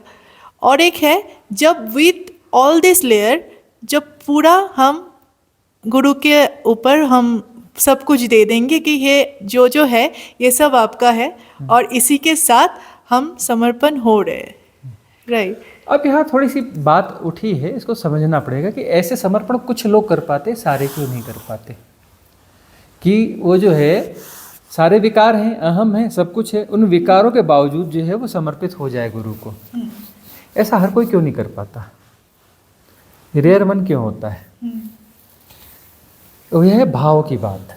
समर्पण जो है भाव के तल की घटना है ना। तो वह भाव जिसके पास, जो भावपूर्ण व्यक्तित्व है ना, जिसका हृदय चक्र बहुत खुला हुआ है, भावपूर्ण व्यक्तित्व है और सच में प्योर है, प्योरिटी कंप्लीट है उसकी प्योरिटी कंप्लीट है, भाव उसके शुद्ध हैं, परिशुद्ध हैं, और उसको कोई चीज़ नॉक कर गई है तो उसका सरेंडर घट जाएगा। सरेंडर किया नहीं जाता वैसे ना, सरेंडर घटता है। इसलिए कहते हैं क्लिनजिंग का मतलब प्योरिटी को बढ़ाओ, क्लिनजिंग से प्योरिटी बढ़ेगी। तो प्योरिटी में घट जाएगा, क्या घटेगा? सरेंडर किया नहीं जाता, सरेंडर घटता है। तो वहाँ राइट क्लिनजिंग, इसमें क्या होता है, थोड़ा बस स्वीकार भाव उस तरफ थोड़ा सा कोशिश रहती है, क्योंकि रेजिस्ट तो करता है ना, मन तो बार बार रेजिस्ट करता है, नहीं यह नहीं, ये बोल रहे हैं ठीक है, लेकिन थोड़ा ऐसा नहीं, ऐसा ठीक है। वो बोल रहे हैं पूरा ठीक नहीं बोल रहे हैं, ऐसा है। गुरु की बात में भी हम करेक्शन करते हैं ना, जो करेक्शन कर रहा है ना बहुत चालाक है, बहुत हरामी है। मेरो मन बड़ो हरामी, बड़ा हरामी है, खतरनाक हरामी है ना, और वो हरामी जो है डुबा देगा। मेरो मन बड़ो हरामी, है ना, कबीरदास जी को कहना पड़ा ना, मेरो मन बड़ो हरामी। तो वो जो है उसमें करेक्शन करेगा मन उसमें अपनी मिलावट कर देगा, गुरु की वाणी में भी मिलावट कर देगा, उसमें भी बोलेगा नहीं कॉन्सेप्ट जो है ना थोड़ा रॉन्ग है, कोई तो बोलेगा पूरा रॉन्ग है, कोई बोलेगा थोड़ा रॉन्ग है, थोड़ा ऐसा नहीं ऐसा, वैसा नहीं वैसा, करेक्शन करेगा। करेक्शन कर रहा है मतलब अपने आप को बचा रहा है, अपने आप को बचा रहा है। तो क्लिनजिंग होने पर वो स्वीकार करेगा, जैसा का तैसा स्वीकार करेगा। तो जैसे ही स्वीकार करेगा तो गुरु के कन्वर्सेशन, मौजूदगी, सत्संग, ऊर्जा, विधियाँ, ये सब क्लिनजिंग की विधियाँ। क्लिनजिंग की स्पीड फास्ट होती जाएगी, फास्ट होती जाएगी, फास्ट होती जाएगी। क्लिनजिंग होते होते होते एक स्टेज ऐसी आएगी कि सरेंडर घट जाएगा। तो बाकी 100% क्लिनजिंग करनी पड़ती है क्या? कभी नहीं कर पाओगे 100% क्लिनजिंग। कितने जन्म हुए पता है? लाखों करोड़ों अरबों पता नहीं। अरे अनंत में सब कुछ अनंत है, उठपटांग मामला है। मिस्ट्री अज्ञेय है, सॉल्व होने जैसी है नहीं, पहेली नहीं है जो सॉल्व कर लोगे। मिस्ट्री है, रहस्य है, वह है जिसे सॉल्व नहीं किया जा सकता। सॉल्व पहेली होती है, रहस्य नहीं होता, मिस्ट्री नहीं होती, है ना। पूरी क्लिनजिंग कोई कर सकता है? असंभव।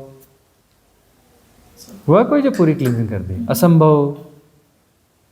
तो क्लिनजिंग एक लेवल तक होती है और एक लेवल के बाद में इसलिए जो है गुरु, जीवित सतगुरु चाहिए। लोग कई लोग हमसे पूछते हैं कि जीवित सतगुरु की जरूरत होती है क्या? जीवित सतगुरु के बगैर काम बनेगा क्या? ऐसा कहा जाता है, क्यों कहा जाता है? चलो आज हम उनका जवाब दे देते हैं। अब तक हमने इसका जवाब नहीं दिया था, मैं किसी अच्छे माहौल में जवाब देंगे। क्लिनजिंग पूरी कभी नहीं हो सकती, क्लिनजिंग कभी भी पूरी नहीं हो सकती, तो मुक्ति हो ही नहीं सकती। तो मुक्ति कब होगी? वहां पे सरेंडर घटेगा। तो सरेंडर घटने के लिए कोई आलम्बन चाहिए, सरेंडर घटने के लिए कोई आलम्बन चाहिए, और वो आलम्बन आपके साथ साथ में है। और इस क्लिनजिंग में उसने आपका सहयोग रहा है, तो आपका भाव प्रगाढ़ होता जाएगा, होता जाएगा, होता जाएगा, होता जाएगा, होता जाएगा। तो एक दिन सरेंडर घट जाएगा, है ना। क्लिनजिंग एक लेवल तक जाएगी, वहाँ सरेंडर घट जाएगा। तो सरेंडर घटते ही जो बची हुई क्लिनजिंग है, बचे हुए विकार हैं, वो अपने आप डिसॉल्व हो जाएंगे। एक क्षण में सब खत्म हो जाएगा। वो बचा हुआ जो है ना, एक क्षण में। और वो भी बहुत होता है, थोड़ा मोड़ा नहीं होता, बहुत होता है वह भी। तो क्लिनजिंग कितनी करोगे इस अनंत में? अनंत विकार हैं, अनंत पैटर्न्स हैं, अनंत संस्कार हैं, कितनी करोगे क्लिनजिंग? एक समय के बाद में फिर सरेंडर घट जाएगा। उसके सरेंडर घटेगा तो बचा हुए सारे विकार एक क्षण में ही सारे लय हो जाएंगे, गायब हो जाएंगे, जीरो हो जाएंगे। और वहां पर क्या हो जाएगा? पूर्ण परमानंद बोल लो या पूर्ण शून्य बोल लो, परमात्मा हो गए, परमात्मा हो गए, फ्लावरिंग हो गई, खिलावट हो गई। इसलिए एक सदगुरु की आवश्यकता होती है। तो मतलब सरेंडर और जो समाधि, ये दोनों पैरेलली चल रहा है ना? हाँ हाँ, ये पैरेलल, मतलब वो सरेंडर घट गया तो वह समाधि घट गई, समाधि वहाँ घट गई, फिर वो सहज हो जाएगी समाधि। और सरेंडर का मतलब सरेंडर जिसको वापस नहीं लिया जा सकता। जिसको वापस लिया जा सकता है वह मन का मैट्रिक्स है, खेल है, जाल है। बुरे फंसे हो, ऐसे फंसे हो कि तुमसे सरेंडर को समझना, सरेंडर की परिभाषा समझने में ही तुमको न जाने कितने जन्म लग जाएंगे। क्योंकि जब भी सरेंडर घटेगा, मैट्रिक्स वाला घटेगा, असली वाला तुम्हें पता ही नहीं है। तुम हमेशा नकली को प्रेजेंट कर दोगे, अपने आप को बचा लोगे, अपने आप को बचा लोगे। जब भी सरेंडर घटेगा तो तुम्हारा मन वेल प्लानिंग करके एक शानदार सरेंडर करेगा। मैन है made by so and so, है ना, वो बड़ा सजा धजा के वो सरेंडर कर देगा। वो सरेंडर है क्या? वो एक मैट्रिक्स है, वह एक मैट्रिक्स है। और यह मैट्रिक्स जब एक बार हो रहा है तो बार बार भी होगा। तो सरेंडर मामूली घटना नहीं है, सरेंडर मामूली घटना नहीं है। इसीलिए जो है वो साधना होते होते होते गुरु का संग सानिध्य इसलिए रखा जाता है। वही कुछ लोग कह रहे थे ना कि आपने रिट्रीट 4 महीने की रख दी, इतनी लंबी क्यों रख दी? मैं कहा कुछ लोग तो साहसी होंगे, इतनी बड़ी 800 करोड़ की आबादी में कुछ तो सच के गहरे साधक होंगे। हाँ, 800 करोड़ में 80 तो होंगे, 40 तो होंगे, 20-25 तो होंगे ना, होंगे। और वह होंगे तो लंबी रिट्रीट में रह आएंगे तो काम बन जाएगा उनका, क्योंकि हम तो उनको दूसरे बहुत सारे काम करेंगे। हम उनको बोलेंगे राम राम करो, तो बोलेंगे क्या बेवकूफ़ हो कि तेरे राम राम करते हो, राम राम करने से कभी कुछ होता है? हाँ, कभी भजन भी कराएंगे और बताएंगे भजन क्या पागलपन में पड़े हो, भजन से कुछ होता है? ऐसा भी कराएंगे, उसको उल्टा भी करा देंगे, है ना। साधना में बैठेंगे, खूब बैठेंगे और किसी को जाके एक डंडा मार आएंगे। बेवकूफ़ दिन रात साधना में बैठा रहता है, होश है बेहोशी में पड़ा रहता है।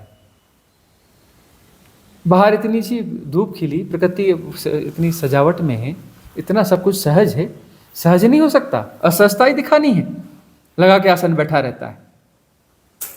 लोगों बोलेंगे कैसे गुरु हैं, पहले बोलते हैं अपना साधना करो, बैठो बैठो, और बाद में बोलते हैं ऐसा करो, किसी को कुछ, इधर से भी डंडा उधर से भी डंडा है। तो कुछ लोग अपना लंबी रिट्रीट में आएंगे तो सारे पैटर्न, सारे मैट्रिक्स तोड़ दिए जाएंगे, है ना। कोई हम उपनिषद के सूत्र सुझाएंगे और कोई उपनिषद के जो है श्लोक बोलना चालू करेंगे तो उठा के डंडा मारेंगे, और क्या बोलेंगे, रट्टू तोता कहाँ से आ गया यहाँ पे, हैं? रट्टू तोता रटता रहता है, इधर से भी तोड़ना है उधर से भी तोड़ना है। तो टूटने के लिए जो राजी होगा वो रहेगा थोड़ा लंबी रिट्रीट उनके लिए रखिए। अरे 2-4 की भी बात बन गई, बहुत बड़ी बात है। बुद्ध तो कटना बहुत बड़ी घटना है। एक पूरी रिट्रीट में, है ना, किसी की बुद्ध की एक की भी संभावना बनती है, एक भी बुद्ध तो घट जाता है, तो बड़ी घटना हो गई ना। अरे सदगुरु तो एक ही कोशिश करता है ना, वो एक बंदे को ढूंढ रहा होता है कि जिसे मैं अपने आप को दे सकूं, अपने आप को उड़ेल सकूं। पूरे जीवन में एक भी बुद्ध हो गया उसके साथ में तो बोलता है कि सफल हो गया। डिलीवरी दी गई थी कि डिलीवरी देनी है, तो डिलीवरी, प्रॉपर डिलीवरी एक हो गई तो भी कंप्लीट है। पूरे उस काल में जिसको जो है वह निर्वाण के बाद वह झेल रहा है महापरिनिर्वाण तक, वहां तक उसने अपनी एक भी प्रॉपर डिलीवरी कर दी तो उसका जीवन सफल हो गया। वह उसका ठहरना जो है निर्वाण के बाद में ठहरना महापरिनिर्वाण तक सफल हो गया, एक भी डिलीवरी हो गई तो लॉन्ग रिट्रीट में हम यही कोशिश कर रहे हैं कि डिलीवरी कोई हो जाए तो बात पूरी हो जाए। एक फ्लावरिंग भी बहुत बड़ी फ्लावरिंग है। कुछ तो होंगे ना 800 करोड़ की आबादी में, कुछ में तो क्वालिटी होगी ना, जो डंडे खा सकते हैं, इधर भी डंडा खाए उधर भी डंडा खाए और डटा रहे। कुछ तो होंगे ना, डंडे खाते भी रहें और डटे भी रहें।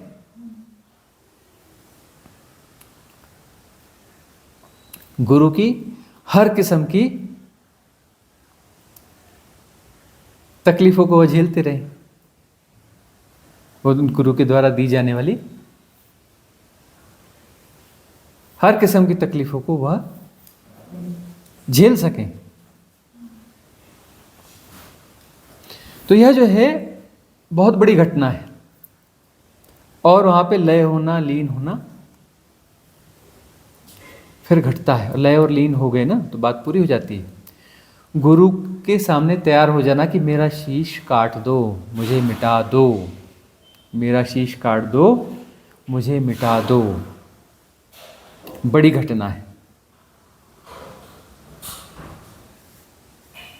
हाँ गुरुजी, जैसे कुछ काम कर रहे हैं और काम में हम पूरी तरह से हैं और अचानक से ऐसा लगता है सुन्न हो गया कुछ, ऐसा लग रहा बेहोशी तो नहीं बोलेंगे, ऐसा सुन्न सुन्न हो गया है, कुछ समझ में नहीं आ रहा है।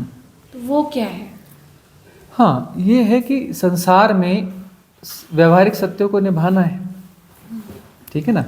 निभा भी रहे हैं, साधना भी कर रहे हैं, फिर धीरे धीरे कई चीज़ें लगती हैं कि अरे क्यों कर रहे हैं हम, बेकार की चीज़ों को दोहरा रहे हैं, ये क्या कर रहे हैं, ऐसा वैसा ना। इस कॉन्फ्लिक्ट में भी चलते हैं और करना भी पड़ता है, ये करते हैं। तो बीच बीच में एक ऐसी अवस्था घट जाती है कि जहाँ पर जो है सब कुछ करना छूट जाता है, सारा करना छूट जाता है। सारा करना छूट जाता है तो शून्य जैसी अवस्था घट जाती है, क्योंकि व्यर्थता तो समझ में आ रही है। सब लग रहा है। अब निभाना भी है, करना भी है, और है व्यर्थ भी और कर भी रहे हैं। व्यर्थ है और व्यर्थ को कर भी रहे हैं। तो ऐसा करते करते एक स्थिति तो ऐसी आ ही जाती है ना, ये सब फेंक जाता है और कुछ भी अकर्ता बिल्कुल खड़ा हो जाता है। सारे करता जबरदस्ती का करता भी अपना जो है पूरा जो उसकी तरफ एम्फेसिस जो खत्म ही हो जाती है। कर्ता के प्रति जो एम्फेसिस है, व्यवहारिक सत्य के लिए भी कोई एम्फेसिस तो लगती है ना, उस एम्फेसिस से तो कर्ता पैदा होगा ना। करने से कर्ता पैदा होता है ना, कर्ता करने से पैदा होता है। यदि कुछ नहीं करना किया जाए तो कर्ता है कहाँ, अकर्ता ना हो जाएगा। जब कुछ नहीं कर रहे हो तो अकर्ता, कर रहे हो तो कर्ता, करने से कर्ता पैदा होता है, एम्फेसिस से कर्ता पैदा होता है, प्रयास से कर्ता पैदा होता है, एफर्ट से कर्ता पैदा होता है। एफर्टलेस नोइंग, एफर्टलेस नोइंग में कर्ता नहीं है। ये शब्द हमने दिया है ना, एफर्टलेस नोइंग क्यों दिया है? महामंत्र की तरह ये शब्द दिया है ना आपको, प्रयास रहित जानना, एफर्टलेस नोइंग, यह महामंत्र है ना। तो वो जो है वहां पर करता रहा ही नहीं, कुछ करने का भाव ही नहीं रहा तो करता नहीं रहा। एम्फेसिस खत्म हो गई तो एम्फेसिस जीरो हो गई तो करता बचा नहीं, करता नहीं बचा, शून्य अवस्था बच गई। काम करते करते खड़े हो गए, कुछ नहीं, बैठे रह गए, कुछ नहीं, हाँ ऐसे ही। कुछ नहीं, न विचार है, न प्लानिंग है, न कुछ है, न ऐसा है, न वैसा है, न ये है, न वो है, हैं? न रंजना है, न रंजना का कोई बेटा है, न परिवार है, न कुछ है, कुछ रंजना भी गायब है, कोई है ही नहीं वहां पे। न भोजन बनाने का कोई काम है, नहीं ये है, न कोई गुणाभाग है, कुछ है ही नहीं, ईश्वर एक सवाल और आ रहा है मेरे मन में जी। कुछ है ही नहीं। तो यह जो है ग्लिम्स है, यह क्या है? ग्लिम्स है, अच्छी ग्लिम्स है। ऐसा घटेगा, ग्लिम्स आएंगी ना, ट्रांजिट पीरियड है ना, ट्रांजिट पीरियड में बहुत सारी ग्लिम्स आएंगी जो कि लगेगा कुछ गड़बड़ी तो नहीं है ना। सायंती जैसे है ना, 1,80,000 रुपए के सिर्फ टेस्ट ही करवा ली कि कुछ गड़बड़ तो नहीं है। 1,80,000 रुपए ये टेस्ट कराया कि कहीं कुछ गड़बड़ तो नहीं है अंदर। साधना चल रही है, साधना में कुछ ट्रांजिट पीरियड में कुछ घटेगा, कुछ गड़बड़ तो नहीं हो गया। और सब डॉक्टर जो है बढ़िया खूब खर्चा करवाने के बाद बोलता है एक काम करो ना, आप जो है ना मेडिटेशन किया करो, मेडिटेशन से आपको लाभ होगा, है ना। इसमें तो कुछ निकला नहीं है। उसको ही मालूम है कि पहले चुतिया बनाओ, खूब जेब खाली करवा लो, जेब खाली करवा के उनको भी ट्रिक मिल गई है, बाद में बोल दो नहीं मेडिटेशन करो। डॉक्टर पहले जेब खाली करवाता है, बाद में बोलता है कि थोड़ी मेडिटेशन किया करो, मेडिटेशन से अच्छा हो जाता है। लेकिन जेब खाली करवाने के बाद बोलता है, पहले नहीं बोलता, है ना। तो मिलता एक सवाल है, मेरे बेटे को लॉकडाउन के टाइम हुआ था कि जैसे कोई टाइम जोन ही उसका पूरा गायब हो गया हो। जैसे मैं बस स्टैंड पे खड़ा हूँ तो आधा घंटा निकल गया और मेरे को पता ही नहीं कि आधा घंटा मेरा मिस हो गया। वो ये वही चीज है, ऐसा घटेगा, ऐसा घटेगा। आप बस स्टैंड पे खड़े हो, रेलवे स्टेशन पे खड़े हो, आपको पता ही नहीं कि कहाँ जाना है। कोई आदमी आएगा, हाँ कहाँ जाना है आपको, कहाँ जाना है, किसको जाना है, मुझको जाना है, मुझको जाना है। मैं कौन हूँ, मैं कौन हूँ, कौन हूँ मैं, मुझे कहाँ जाना है, ये क्या है, ये क्या है, कहाँ जाना है। तो धीरे धीरे रिकॉल होगा, तो ख्याल आएगा टिकट है क्या जेब में, फलाना, अरे हाँ ये तो शहर का नाम है, हाँ मैं शहर में रहता हूँ, हाँ मेरा नाम फलाना है, फलाना है, हाँ मेरे को वहाँ जाना है, वहाँ जाना है, फिर आएगा। ऐसा हो जाता है, घटेगा। बच्चों को उस टाइम लॉकडाउन में ऐसा हुआ था। हाँ प्योर हो गई थी एनर्जी, लोग अपना जो कलेक्टिव सबकॉन्शियस माइंड की एक्टिविटी शांत हो गई थी। क्या हो गया था कोरोना काल में, कलेक्टिव सबकॉन्शियस माइंड की बहुत सारे जो प्रैक्टिसेस थी, गुणाभाग थे, एक्टिविटीज़ थी, वह शांत हो गई थी। तो कलेक्टिव सबकॉन्शियस माइंड ही शांत हो गया था, तो बड़ी शांति हो गई थी। लोग उस समय जो है व्हाट्सएप पे जोक्स भेजा करते थे, सब जोक्स सुना करना, जोक वो करना, है ना, तरह तरह के जोक्स चलते थे, देखा आपने व्हाट्सएप पे, और वो शॉर्ट्स जोक्स बनते थे। उस समय हंसी मजाक बहुत चल रहा था। मतलब लोग हल्के फुल्के हो गए थे। उसमें थोड़ा बहुत भय हुआ, लेकिन ज़्यादातर लोग हल्के फुल्के हो गए थे, रिलैक्स हो गए थे।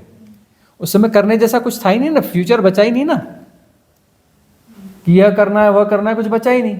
खाना बनाना है, हम बनाएंगे ना आराम से, कौन सा ड्यूटी जाना है, कौन सा ऑफिस जाना है, और बना रहे हैं तो फिर इत्मीनान से ही बना रहे हैं। बोले अरे चलो टाइम पास हो रहा है मस्त। पहले गालियाँ देते थे, काम को फंसा दिया, अपना खाना बनाना ये करना, और सबको लगते थे अरे रे हमारे पास तो कुछ है करने का, खाना बनाएंगे, ये करेंगे, सफाई करेंगे। तो सब रिलैक्स थे उन सबको। अच्छा बाहर तो जा ही नहीं सकते, बैठोगे तो कब तक बैठोगे, सोओगे तो कब तक सोओगे। तो जिनके पास कुछ काम था जब ना घर का, वो काम बड़ा अच्छा लग रहा था उस समय सबको, कि चलो कुछ नई नई डिशें बनाते थे लोग, तो नया ये ट्राई करते हैं। अरे इस समय तक तो फुर्सत नहीं मिली, अब बनाते हैं। तो हस्बैंड्स भी वहाँ पे हेल्प कर रहे हैं, अरे मैं चॉपिंग करता हूँ ना, मैं ये करता हूँ ना, मैं फलाना करता हूँ ना, चलो ये बनाते हैं ना। बोलते नहीं मैं ये कर देता हूँ। सब मिलजुल के लगे थे। बच्चे जो कभी काम नहीं करते थे, बच्चे वो भी काम करने लग गए थे, कभी काम नहीं करते थे। और चलो सब मिलके करते हैं। और रामायण वापस चालू है ना, रामायण देखेंगे इतने बजे, चलो सब मिलके करते हैं, मजे से बनाएंगे, खाएंगे। एकदम रिलैक्स माइंड हो गए थे। तो क्या हो गया था, पूरा कलेक्टिव सबकॉन्शियस माइंड क्या हो गया था, रिलैक्स हो गया था। तो रिलैक्स हो गया था तो जो जिन बच्चों की संभावना थी, पुराने जन्मों की साधनाएं थी, वो अनफोल्ड होने चालू हो गई। बैरियर्स कट गए ना, क्योंकि इन्फ्लुएंस थे ना, इन्फ्लुएंस खत्म हो गया ना भाई। कलेक्टिव सबकॉन्शियस माइंड के इन्फ्लुएंस भी तो साधकों को प्रभावित कर रहे हैं। वही तो हम कह रहे हैं कि स्पिरिचुअल गार्बेज है, स्पिरिचुअल गार्बेज इधर से खूब चल रहा है। आप कम भी सुनते हो तो भी आपको प्रभावित करता है। स्पिरिचुअल गार्बेज को आप कम भी सुनते हो तो भी आपको प्रभावित करता है, क्योंकि वो जो कलेक्टिव सबकॉन्शियस माइंड में घुस रहा है, वहां से आपको हैक कर रहा है, वहां से भी आपको नॉक कर रहा है, वहां से भी आपको डिस्टर्ब कर रहा है। उस समय ये सारी चीजें थोड़ी कम हो गई थी, बहुत सारी एक्टिविटीज कम हो गई थी, रिलैक्सनेस आ गई थी। उस रिलैक्सनेस में, रिलैक्सनेस ही तो साधना है ना, परम रिलैक्स। टोटल रिलैक्स का मतलब परमात्मा। परमात्मा क्या है, टोटल रिलैक्स। टोटल रिलैक्सनेस का मतलब होता है परमात्मा, जहां परम विश्राम है। परमात्मा परम विश्राम है। परमात्मा क्या है, परम विश्राम है। तो जो है उस समय क्या हुआ कोरोना काल में, वो जो है कलेक्टिव सबकॉन्शियस माइंड में फुल रिलैक्सनेस आ गई। तो कलेक्टिव कॉन्शियस माइंड जो है उस तरफ लोगों का रुझान उस तरफ भी जाने लगा। साधना, बहुत सारे लोग साधना में चले गए। तो कलेक्टिव कॉन्शियस माइंड में भी ग्रोथ होने लगी। क्यों? क्योंकि लोग साधना की तरफ उन्मुख हो गए, बहुत सारे लोग। और साधना के, अभी साधना में बैठे हैं तो 1 घंटा साधना में बैठता हूँ, फिर ड्यूटी जाना है, इतने बजे वहाँ पहुँचना है, इतने बजे बस मिलेगी, इतने बजे ट्रेन मिलेगी, इतना मिलाना होगा, फाइलें भी निपटानी, मैं साधना कर लेता हूँ। अब सर पता नहीं क्या बोलेगा, है ना, चलो चलो जल्दी सांस फेंकते हैं। तो साधना में भी कहीं ना कहीं गुणा भाग होता है ना, क्योंकि वहां पर बाउंडेशन है कोई, और वहां पर बाउंडेशन ही नहीं थी। बोले इसके बाद क्या करोगे, सोफे पे बैठ जाओगे। इससे अच्छा क्या रही, बैठे ही तो हैं है। इसके बाद क्या करना है, कुछ नहीं करना है, तो इसी को ही आराम से करो ना भाई, कौन सी जल्दी है। उठ के कौन सा अपना मीटिंग करनी है प्रधानमंत्री के साथ में, कौन सी दुकान चलानी है, कौन सा धंधा करना है, कौन सा क्या करना है, कुछ था ही नहीं करने को नहीं था। तब जो, इसलिए जो है बैठते समय रिलैक्स। रात की साधना के लिए वो बात चलती है ना, बोल रही है ना, रात की साधना के लिए इसलिए बोलते हैं। रात में ये तो पता होता है ना कि रात में दुकान तो जाके नहीं खोलनी, ड्यूटी में तो नहीं जाना है, रात में खाना तो नहीं बनाना है, किसी मिलने तो नहीं जाना है ना, कोई कुछ भी रात में करने के लिए कुछ तो है ही नहीं ना, है ही नहीं है। तो मन के पास कोई प्रोग्राम ही नहीं ना आगे का, फ्यूचर वाला प्रोग्राम, फ्यूचर वाला जो प्रभाव है, एम्फेसिस है ना, जो भी इन्फ्लुएंस है, वह तो अपना उस समय बहुत कम है, बहुत रिड्यूस हो चुका है। तो बैठे हैं तो देर भी हो गई तो फर्क नहीं पड़ता, गुणा भाग नहीं है, इसलिए रात की साधना ज़्यादा घटती। हर किसी के पास तो फुर्सत नहीं है ना। अरे गृहिणी भी घर में बैठी है तो इतने बजे बच्चा आ जाएगा, उसको खाना बना के देना पड़ेगा, इतने बजे ये है, अरे कपड़े भी सुखाने रखे हैं, बारिश तो नहीं आ रही है ना, दिन में कुछ ना कुछ गुणा भाग है ना, बारिश तो नहीं आ रही, कपड़े उठाने तो नहीं पड़ेंगे, अरे उस कमरे का पोछा भी रह गया था, अरे यह भी था, वो सब्जी फ्रिज में लगाई कि नहीं लगाई। गुणा भाग तो कुछ ना कुछ गृहिणी को भी रहता है, भले वो घर में अकेली है उस समय, थोड़ा थोड़ा तो रहता है ना। रात के समय गुणा भाग नहीं रहता, रात में कपड़े बाहर से उठा के लाने नहीं है, रात में भोजन नहीं बनाना है, तो इसलिए रात की साधना के लिए हम कहते हैं कि रात की साधना में गुणाभाग कम रहता है, तो साधना ज़्यादा अच्छे से घटित होती है। साउथ फेसिंग करनी पड़ेगी उसमें। साउथ फेसिंग नाइट में जो साधना आपने, हाँ वो तो खैर जैसा भी हो, जैसा भी घटे, साउथ फेसिंग करके प्रयोग करके देखना चाहिए। प्रयोगात्मक साधना में प्रयोग होते रहने चाहिए। तो साउथ फेसिंग भी करके देखो। रात में हम कह रहे हैं साउथ फेसिंग साधना करो। साहस होना चाहिए। मृत्यु की साधना है साधना, मृत्यु की साधना है, अंधकार की साधना है। अंधकार, गहन अंधकार, डिवाइन डार्कनेस, जो निर्गुण है, निराकार है, अनंत है, शांत है, सौम्य है, परम है ना। तो रात्रि में अंधकार की साधना, बियॉन्ड टाइम एंड स्पेस, है ना, मृत्यु की साधना है। इसलिए दक्षिण अभिमुख बैठो, मृत्यु की साधना होगी। और दक्षिण अभिमुख बैठोगे तो गुरु की ग्रेस भी ज़्यादा मिलेगी, क्योंकि गुरु को प्रणाम किया जाता है दक्षिण अभिमुख होकर के। यदि गुरु मौजूद न हो, गुरु यदि सशरीर मौजूद न हो, तो उनको प्रणाम कहाँ किया जाता है? दक्षिण अभिमुख होकर के। तब वहाँ से ग्रेस मिलती है। जब उसे प्रणाम करते हो गुरु को, तो गुरु की ग्रेस कैसे मिलती है? गुरु की ग्रेस देने के लिए बहुत बड़ी टीम काम करती है, बहुत सारा एजोटेरिक सपोर्ट सिस्टम काम करता है, बहुत सारे divine cosmic energy support system काम करते हैं। वो सारी ऊर्जाएं अलाइन होकर के प्रणाम गुरु को करते हो और ऊर्जाएं सारी खुल जाती हैं, सबके डोर खुलने लगते हैं जैसे गुरु को प्रणाम करते हो दक्षिण अभिमुख होकर के, है ना। गुरु सद्गुरु होना चाहिए, इन्फ्लुएंसर नहीं होना चाहिए। इन्फ्लुएंसर को प्रणाम करोगे तो कुछ नहीं होगा। गुरुजी ऐसे क्यों होता है कि जब आपकी बात सुन रहे होते हैं या जब आपसे देख रहे होते, जब आप देख रहे होते या बात सुन रहे होते, तो ऐसा क्यों होता है कि पूरा एनर्जी यहाँ पे कॉन्सेंट्रेट होता है, सहस्त्रार में हो जाता है। हाँ, क्योंकि देखो यह बात कहाँ से आ रही है? यह बात आ रही है सातवें चक्र से, ठीक है ना। ये सातवें चक्र से ही ये हैपनिंग घट रही है। ये हैपनिंग जो है परम स्थिति से घट रही है, ठीक है ना। तो उस समय जो भी गहरा साधक होगा, जो भी गहरा साधक होगा, उसके सहस्त्रार पे एक्टिविटी स्टार्ट हो जाएगी। जब भी सत्संग में बैठेगा, गुरु सानिध्य में बैठेगा, सत्संग में बैठेगा, कन्वर्सेशन में बैठेगा, साधना में बैठेगा, सदगुरु मौजूद हैं, या फिर इतना गहरा साधक है कि वह कहीं दूर भी बैठा है, स्मरण में है, सदगुरु स्मरण में है, तो एक्टिवेशन सीधा कहाँ होगा? सहस्त्रार चक्र में होगा। सीधे सहस्त्रार चक्र में ऊर्जाओं के वाइब्रेशंस महसूस होना चालू हो जाएंगे। सचमुच में साधक में प्योरिटी है, क्वालिटी है, तो सहस्त्रार में एक्टिविटी स्टार्ट हो जाती है। होगी क्योंकि वह वहीं से जुड़ा है, उसकी हेल्प वहीं से आती है। क्योंकि हम किसी के सिर पे हाथ रख रहे हैं, तो क्या हमने उसे कुछ दिया? हमारे माध्यम से दिया जाएगा, ये बात तय है। दिया जाएगा हमारे माध्यम से, लेकिन सब तरफ से आएगा। Divine cosmic energy support system, esoteric support system, जहाँ जहाँ जो भी हैं, जो भी शक्ति केंद्र हैं, आएगा सब जगह से, लेकिन आएगा इस माध्यम से आएगा। हम नहीं दे रहे हैं, लेकिन आ रहा है इस माध्यम से, है ना। गुरु रक्षा करते हैं, हम नहीं करेंगे, लेकिन हमारे माध्यम से हो जाएगा। हम नहीं करेंगे, हम नहीं करने वाले रक्षा वक्षा, लेकिन हो जाएगी, ये बात है।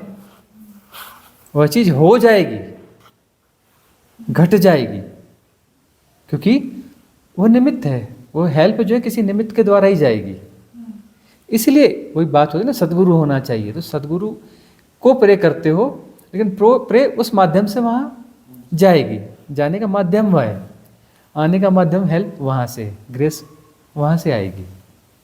इसलिए शक्तिपात होता है, शक्तिपात होता है ना। ये क्या शक्तिपात हुआ? शक्तिपात यह एक अलग किस्म का शक्तिपात है। एक शक्तिपात होता है जो अचानक बिल्कुल 1-2-3 सेकंड का होता है, और बिल्कुल लिटरली करंट जैसा होता है। 440 वोल्ट का जो करंट, बिजली का करंट खाया होगा ना कभी, वैसा होता है। लेकिन कहाँ पे होता है? नाभि के नीचे, हारा सेंटर में। हुआ था उस दिन मेरा। हाँ, यहाँ पे मैं बैठी थी, हुआ था। हाँ, हमें पता है। परसों की बात है, परसों रात में घटा था। हमने किसी को कहा नहीं, तुम्हें शक्तिपात घटा था। तो शक्तिपात कब घटता है? जब गुरु की प्रेजेंस हो, तो गुरु की प्रेजेंस हो तब घटता है। क्या गुरु शक्तिपात करता है? नहीं। क्या गुरु के बगैर शक्तिपात घटता है? नहीं। गुरु नहीं है तो शक्तिपात नहीं घटेगा। सदगुरु नहीं है तो शक्तिपात नहीं घटेगा। सदगुरु मौजूद है तो शक्तिपात घट जाएगा। क्या सदगुरु ने शक्तिपात किया? नहीं। लेकिन उसके बगैर नहीं हो सकता। ये हम सबको फिर क्यों नहीं हुआ जैसे पात्रता की बात है। अब जो है जागरूक रहना पड़ेगा। इसलिए हमने उस दिन हमने कहा कि तुम्हें नंगे पैर रहने से बचना पड़ेगा। क्योंकि कल कहा ना, परसों शक्तिपात घटा। कल तो हमने तुमसे कहा। क्यों कहा? तुमको जोर दे के कहा ना। क्यों कहा? कि अब तुम्हारे भीतर शक्तिपात घट चुका है, अब अर्थिंग नहीं देनी है। कुछ बड़ा घटने के लिए तैयारी हो गई है। बहुत बड़ी ऊर्जा आएगी। इससे करोड़ों गुना बड़ी ऊर्जा उतरने वाली है। साहस रखना, डरना नहीं, वापस कदम नहीं लौटाना, बेवकूफ़ी नहीं करना।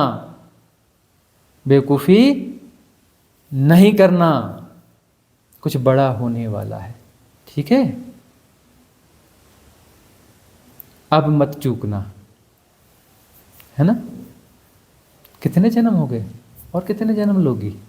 कब तक चूकोगी?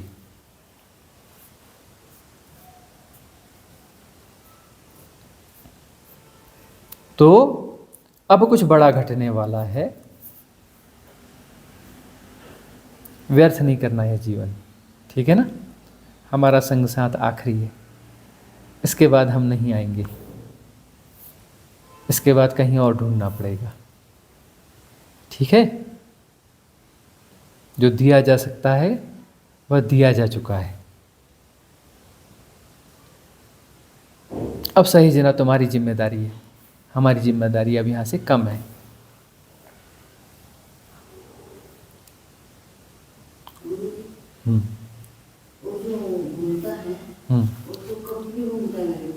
हाँ, वो तो कभी ऊर्जाएं जब वो जाग गई, वह हो गया। अब जो अलाइनमेंट हो गया आपका, वह हो गया है। तो अब वो ऊर्जाएं वहाँ सहस्त्रार चक्र पे एक बार एक्टिवेशन हो गया है, तो वह ऊर्जाएं अब वहाँ पर घूमती रहेंगी। कभी भी होता है। दिन में 50 बार होगा, दिन में 100 बार होगा, दिन में 1000 बार होगा, सोते समय भी होगा, रात में 100 बार होगा, रात में 1000 बार होगा, होता रहेगा, होता रहता है। उसके बाद में होता रहेगा। बस आगे जाने के लिए वही क्लींजिंग और करनी पड़ेगी। कोई ना कोई बैरियर है, कुछ ना कुछ तो रोक रहा है ना। तो भाई वही तो कुछ ना कुछ बैरियर है ना, कहीं ना कहीं तो कोई ना कोई बैरियर है ना। क्लींजिंग करो ना, क्लींजिंग करोगे तो बैरियर जाएगा ना, कोई बैरियर तो है। इतना सब कुछ हो गया। वही तो हम कह रहे हैं कि बहुत सारे लोग साधना कर रहे हैं, बहुत अच्छी साधना कर रहे हैं। 10 साल से साधना कर रहे हैं, 20 साल से साधना कर रहे हैं, 25 साल से साधना कर रहे हैं, जन्म जन्म से साधना कर रहे हैं, बहुत अच्छी साधना कर रहे हैं, हर जन्म साधना करते हैं, है ना? बचे हुए जन्म में बहुत अच्छी साधना करेंगे, फिर जो है शरीर छोड़ के चले जाएंगे, फिर पैदा होंगे, फिर स्कूल का बस्ता उठाएंगे, A for apple, B for boy. अगले जन्म में भी साधना करेंगे, बहुत अच्छी साधना करेंगे, बढ़िया साधना करेंगे, शानदार साधना करेंगे, फिर अपना जो शरीर छोड़ेंगे, फिर से जन्म लेंगे, फिर स्कूल का बस्ता उठाएंगे, A for apple, B for boy, फिर अपना साधक बनेंगे, बहुत अच्छे साधक बनेंगे, बहुत अच्छी साधना करेंगे, शानदार साधना करेंगे, करते जाएंगे जन्म जन्म और जन्मों जन्मों से बहुत अच्छी साधना करें, आगे भी जन्म जन्म बहुत अच्छी साधना करेंगे। बात बन क्यों नहीं रही है? साधना तो बहुत अच्छी कर रहे हो, बहुत अच्छी कर रहे हो, शानदार कर रहे हो, बराबर कर रहे हो, जन्म जन्म से कर रहे हो, आगे भी जन्मों जन्मों करने की इच्छा है, भाव है, आगे भी जन्मों जन्मों साधना करने का भाव है, बहुत अच्छी साधना करने का भाव है, और करोगे।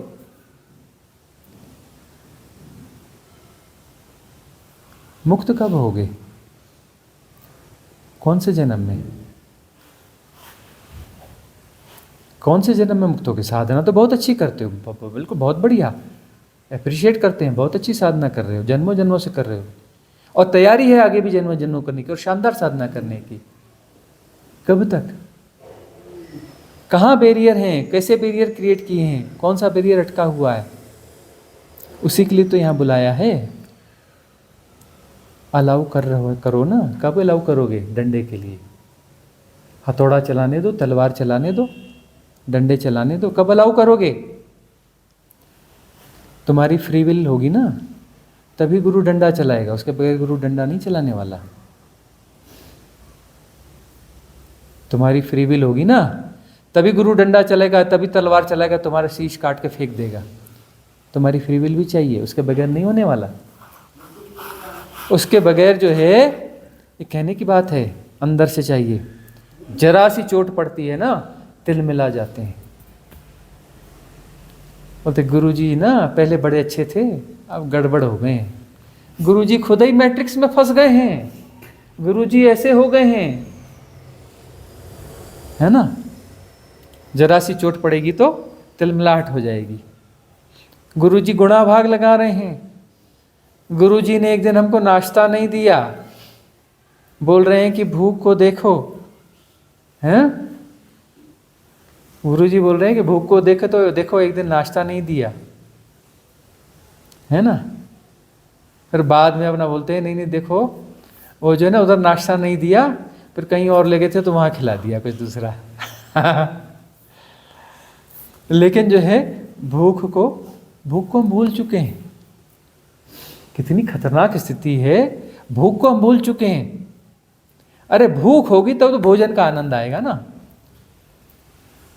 बार बार थोड़ा थोड़ा खाओ। हिप्नोटिज्म में इन्फ्लुएंस के शिकार हैं कि बार बार खाओ। सुबह उठते ही ब्रेकफास्ट, फास्ट जो है उपवास को तोड़ दो, सुबह उठते ही तोड़ दो। अरे क्यों तोड़ो भाई, थोड़ा भूख के साथ रहो ना। हाँ, उठते ही बोले बैठी भूख को मार दो।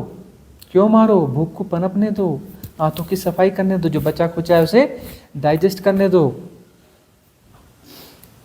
शरीर के तल की क्लीनिंग भी तो करो, मन के क्लीनिंग करनी, शरीर के तल की क्लीनिंग करनी, भाव के तल की क्लीनिंग करनी, हर तल पे तो क्लीनिंग करनी है।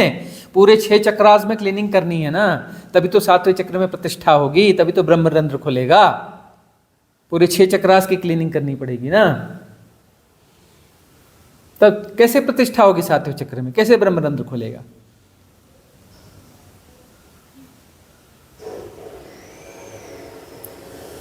तो जो दिया गया है संभाल लेना इसे, और तैयारी रखना। कुछ बड़ा घटने वाला है, डरना नहीं, मरने से डरना नहीं, मरना पड़ेगा।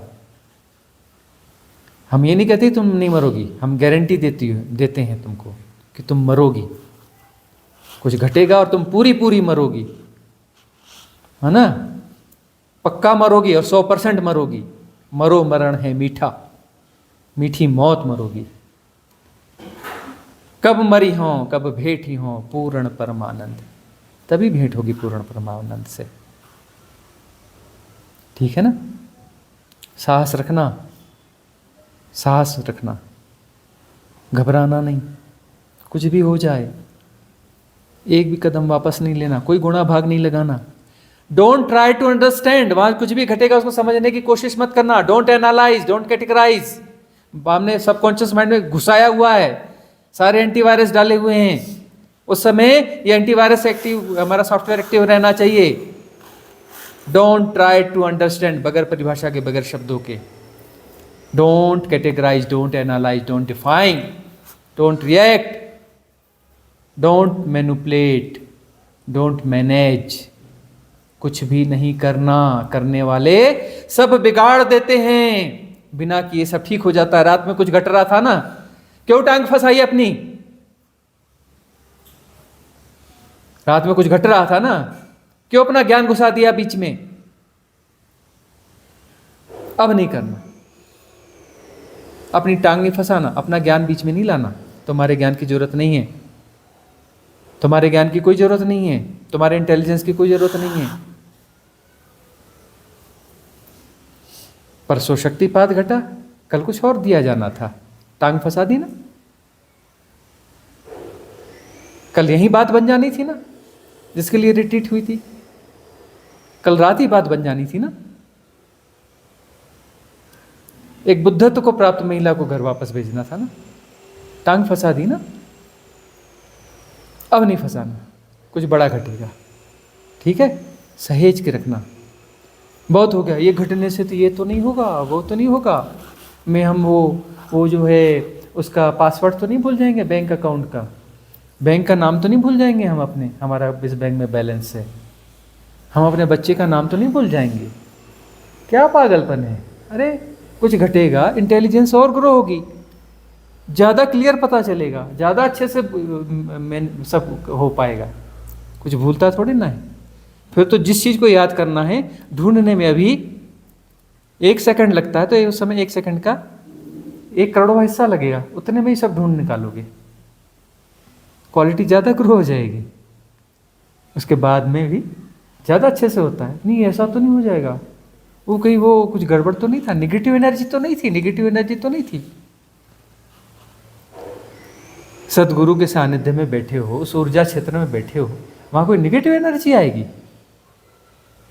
यहाँ कोई नेगेटिव एनर्जी घुस सकती है? इतना भी भाव नहीं है, इतनी भी श्रद्धा नहीं कि गुरु बैठे हैं तो वहाँ कोई नेगेटिव एनर्जी वहाँ घुस सकती है, आ सकती है। कोई भूत प्रेत वहाँ पे अपना आ सकता है। जब रेजोनेंस है तो 1000 किलोमीटर भी बैठे रहोगे गुरु से, कोई निगेटिव पावर वहाँ भी नहीं आ सकता। 10,000 किलोमीटर दूर भी बैठोगे तो वहाँ नहीं आ सकता। गुणा भाग नहीं लगाना है ना। बहुत हो गया गुणा भाग लगाते लगाते, अब गुणा भाग छोड़ दो। छलांग लेनी, आखिरी छलांग लेनी, आगे और जन्म लेना है? नहीं लेना ना, तो फिर गुणा भाग किस बात का है? क्यों पोस्टपोनमेंट है? पोस्टपोनमेंट क्यों है? बुद्धत्व कल क्यों चाहिए, अभी और यहीं क्यों नहीं? बुद्धत्व कल क्यों घटना चाहिए, अभी और यहीं कहीं क्यों नहीं घटना चाहिए? कल कभी आता है? आया है कभी कल किसी का?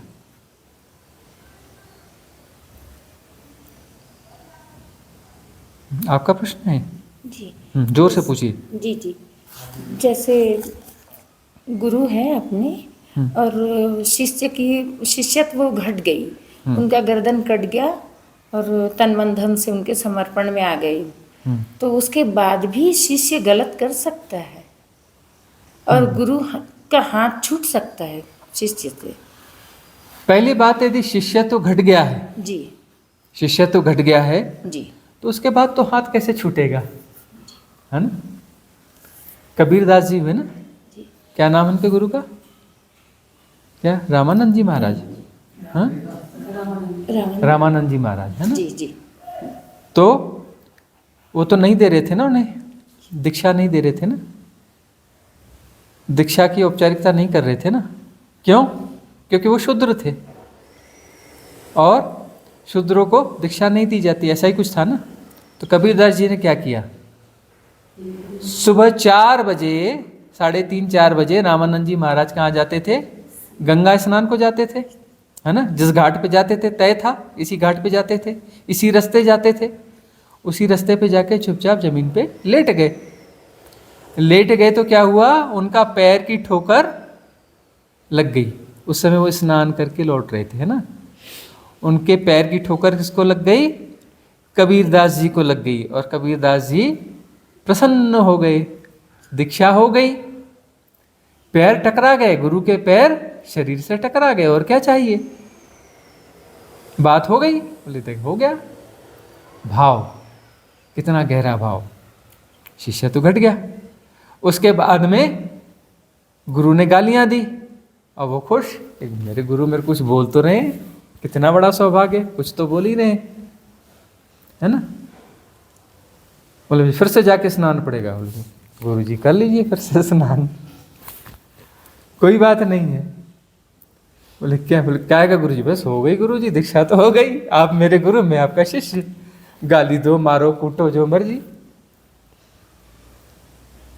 मारना है मार दो, काटना है काट दो, हम तो बस आपके शिष्य हो गए। तो गुण गाते रहे अपने गुरु का, है ना। और वह गुरु भी जो है उस इन्फ्लुएंस के शिकार थे उस समय के, कि दीक्षा जो है फलाने वर्ण की होगी, सवर्ण की होगी, नीति नहीं होगी। अरे वर्ण कोई ऐसे होते हैं, लेकिन वह इन्फ्लुएंस था। उसको भले ही वह हो सकता है व्यवहारिक सत्य के रूप में निभा रहे हो, अंदर से जानते हो कि यह योग्य है, अंदर से उनकी कृपा बरसी होगी, कुछ हुआ ही होगा, है ना। लेकिन वो सांसारिक इन्फ्लुएंस इतना खतरनाक था। सूफिज्म में ना, सूफिज्म की कोई कह रहा था सूफिज्म पे बोलो, सूफिज्म में बोलो। सूफी जो है बड़े छुप छुप के साधना करते हैं ना, इन्फ्लुएंस बहुत खतरनाक है उनके, उसमें बिल्कुल हर किसी को घटता है अहम ब्रह्मास्मि अन अल हक अहम ब्रह्मास्मि, लेकिन बोलते नहीं सूफी, अपने उसमें छुपे हुए उनके इलाके रहते हैं, वहीं बोल सकते हो, बाहर नहीं बोलते, बाहर बोलेंगे तो गर्दन कट जाएगी, है ना। तो सूफी लोग छुप छुप के रहते हैं। सूफी जो असली सूफी हैं हमेशा छुप छुप के रहते हैं। सूफी क्यों छुप छुप के रहते हैं? क्योंकि धर्म के खिलाफ है वो जो बोलते हैं कि मैं परमात्मा हूँ, मैं खुदा हूँ, मैं खुदा हो गया हूँ, अपनी खुदी को पहचान के खुदा हो गए। तो बोलते हैं अरे तुम कैसे खुदा हो सकते हो, तुम कैसे खुदा हो सकते हो। मतलब वो ये भी नहीं बोल रहे कि हम पैगंबर हैं, वो बोल रहे हैं कि हम खुदा हैं। तो खुदा है ये बोलना पड़ता है उनको अपने थोड़े से लोगों के बीच में, अपने ग्रुप्स के बीच में सूफी बोलते हैं। उनके अंदर घटता है तो वहाँ बाहर उनकी जबान बदल जाती है। व्यवहारिक सत्य, जैसा दुनिया चल रही है वैसा चलना पड़ता है। तो रामानंद महाराज को भी ऐसा चलना पड़ रहा होगा। जानते तो वो भी होंगे कि योग्य है, इतना प्यारा शिष्य,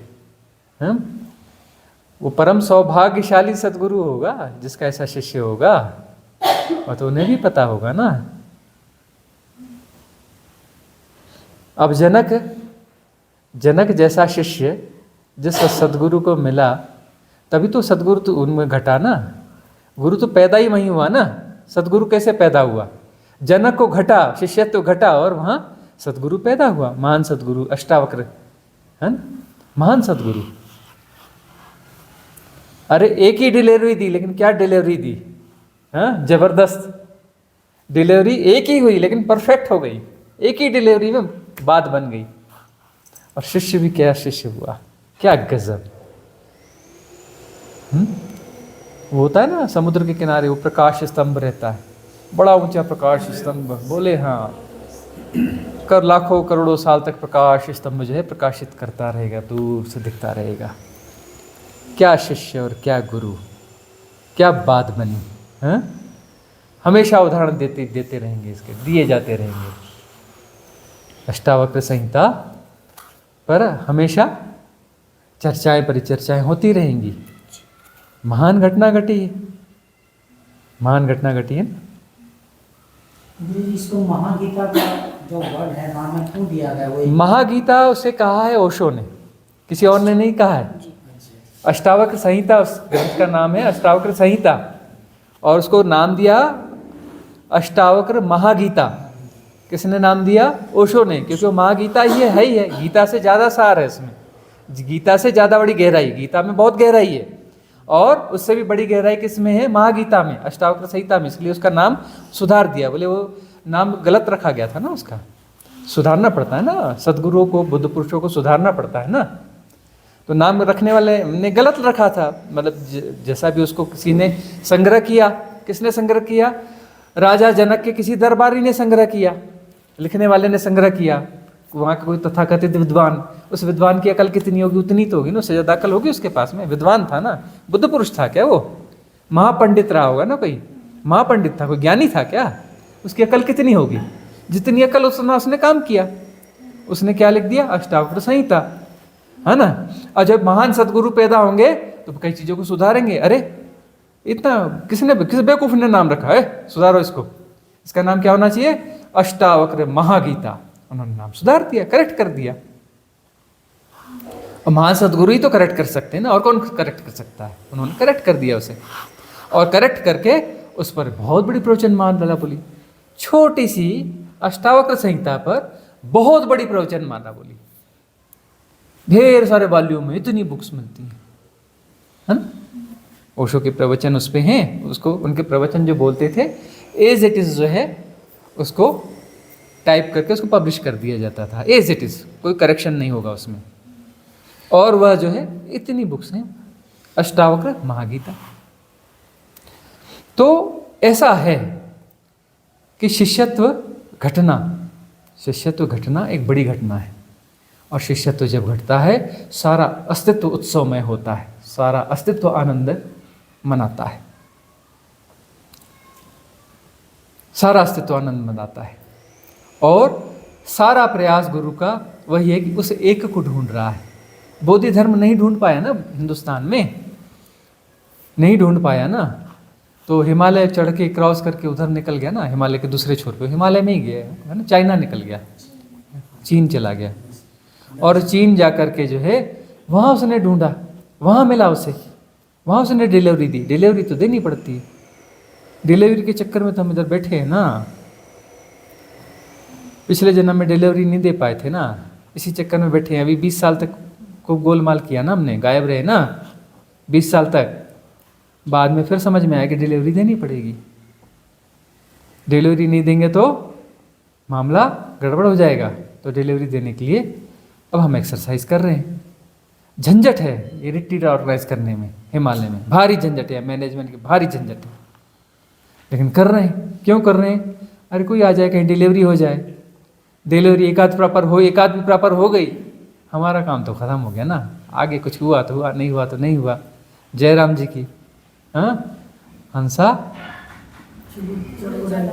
उड़ जाएगा अगले देश, उसके बाद उड़ने की छूट हो जाएगी ना, बात परिपूर्ण हो जाएगी, बात फिर परिपूर्ण हो जाएगी। एक भी डिलीवरी ढंग की हो गई, बात परिपूर्ण हो जाएगी, उधार हमारा चुकता हो जाएगा ना। आखिरी उधार है, चुकता हो जाना चाहिए। ये चुकता हो गया तो बात पूरी हो गई। इसलिए रिट्रीट कर रहे हैं, इतनी तकलीफ के बावजूद। क्यों कर रहे हो? कुछ लोगों को लगता है कि क्यों कर रहे हैं, इतना क्यों कर रहे हैं, इतना मैनेजमेंट की इतनी हाई तौबा क्या कर रहे हैं, इनका क्या कोई लाभ वाभ है, क्या फ़ायदा है, क्या है? उनको ये नहीं दिख रहा है कि किस ये झंझट क्यों, इतनी सिरदर्द क्यों पाल रहे हैं अपने सुकून वाले जीवन को जीते हुए। अकेले तो बड़ा सुकून है ना हमें यहाँ, इत्मीनान से रहना है, कोई झंझट है ही नहीं। गांव वाले भोजन दे जाते हैं, व्यवस्थाएं करने वाले कर जाते हैं, दिक्कत कहीं कुछ है ही नहीं, कहीं कोई परेशानी नहीं है। फिर ये झंझट क्यों? इतनी मैनेजमेंट की हाय तो बा झंझट क्यों? वो डिलीवरी हो जाए, एक आध डिलीवरी भी हो जाए, हमारा उधार तो चुकता होगा। उसके बाद का जो होना है होगा, जो होना है होगा। चाहे हंसा उड़ जाए, चाहे हंसा अभी कुछ और मोती बिखेर दे, ठीक है ना। उसके बाद में जो होना है होगा। गुणा भाग नहीं है कुछ भी, लेकिन एक डिलीवरी का तो गुणा भाग है। ये गुणा भाग तो है, एक डिलीवरी तो होनी चाहिए, ये गुणा भाग है। हम स्वीकार करते हैं गुणा भाग है, लेकिन गुणा भाग एक डिलीवरी का है कि एक डिलीवरी प्रॉपर हो जाए, उसके बाद उधार चुकता है। उसके बाद डिलीवरी हो ना हो फिर फर्क नहीं पड़ता है, लेकिन एक डिलीवरी प्रॉपर, ठीक है। कर दो पूरी डिलीवरी शांति। तो गुरुजी हर को करना पड़ता है ऐसे जैसे? नहीं, जो आत्मज्ञान को उपलब्ध हुआ उसमें हर किसी को डिलीवरी नहीं देनी पड़ती। उसमें हजारों में कोई एकाध होता है जिसे अस्तित्व चुनता है, उसकी संभावनाओं को देखकर, उसकी अभिव्यक्ति की क्षमता कैसी है, उसका समझाने की क्षमता कैसी है ना, उसका प्रेजेंटेशन कैसा है, उसकी कुछ क्वालिटीज़ होती हैं। उन क्वालिटीज़ के आधार पर अस्तित्व के नियम के तहत, द लॉ के तहत वह चुन लिया जाता है। कोई चुनने वाला बैठा नहीं है, द लॉ के तहत वो चुन लिया जाता है, अपने आप चुन लिया जाता है। सब ऑटो सिस्टम है यहाँ पे, वह चुन लिया जाता है, चुन लिया जाता है, और पूरा अस्तित्वगत व्यवस्थाएं उसको संभालती हैं, पूरी अस्तित्वगत व्यवस्थाएं उसे संभालती हैं कि यह व्यक्ति जो है आत्मज्ञानी नहीं, आत्मज्ञानी के साथ महागुरु भी होगा, सदगुरु भी होगा। तो क्या क्वालिटीज़ है, उतना बड़ा सदगुरु होगा। बड़ा सदगुरु का मतलब ये नहीं कि उसके साथ में लाखों लोग होंगे, उसके साथ में किस क्वालिटी के लोगों को जोड़ा जाएगा।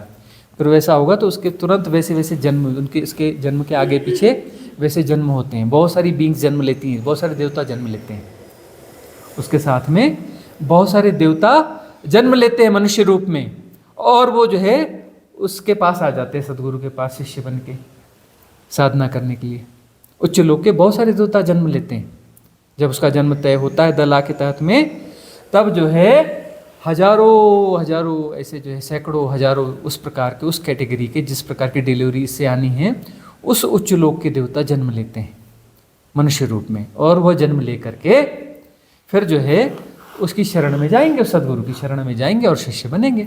शिष्यत्व उनमें घटेगा, शिष्यत्व जिनका घट जाएगा तो फिर वह भी मुक्त हो जाएंगे, फिर वो नहीं फंसेंगे देवता बन के, हायर बीइंग बन के नहीं फंसेंगे, उच्च लोक में जाके नहीं फंसेंगे, वो भी पार हो जाएंगे, परम ब्रह्म हो जाएंगे, परमात्मा हो जाएंगे, पूर्ण परमानंद हो जाएंगे। तो जब भी ऐसा चुना जाता है कोई, तो उसके जन्म के साथ बहुत सारे देवताओं को फिर जन्म होता है, उनके लिए एरा पैदा होती है, उनके लिए अनुकूलता पैदा होती है, उनको मौका मिलता है कि अब यहाँ आओ, क्योंकि वो ऑलरेडी उच्च लोक के देवता है। वो ऐसे जन्म गए और किसी भी साधारण गुरु के पास गए तो उससे ज़्यादा तो नहीं पता है, उससे ज़्यादा तो उन्हीं की अच्छी स्थिति है, तो वहाँ जा कर के करेंगे क्या?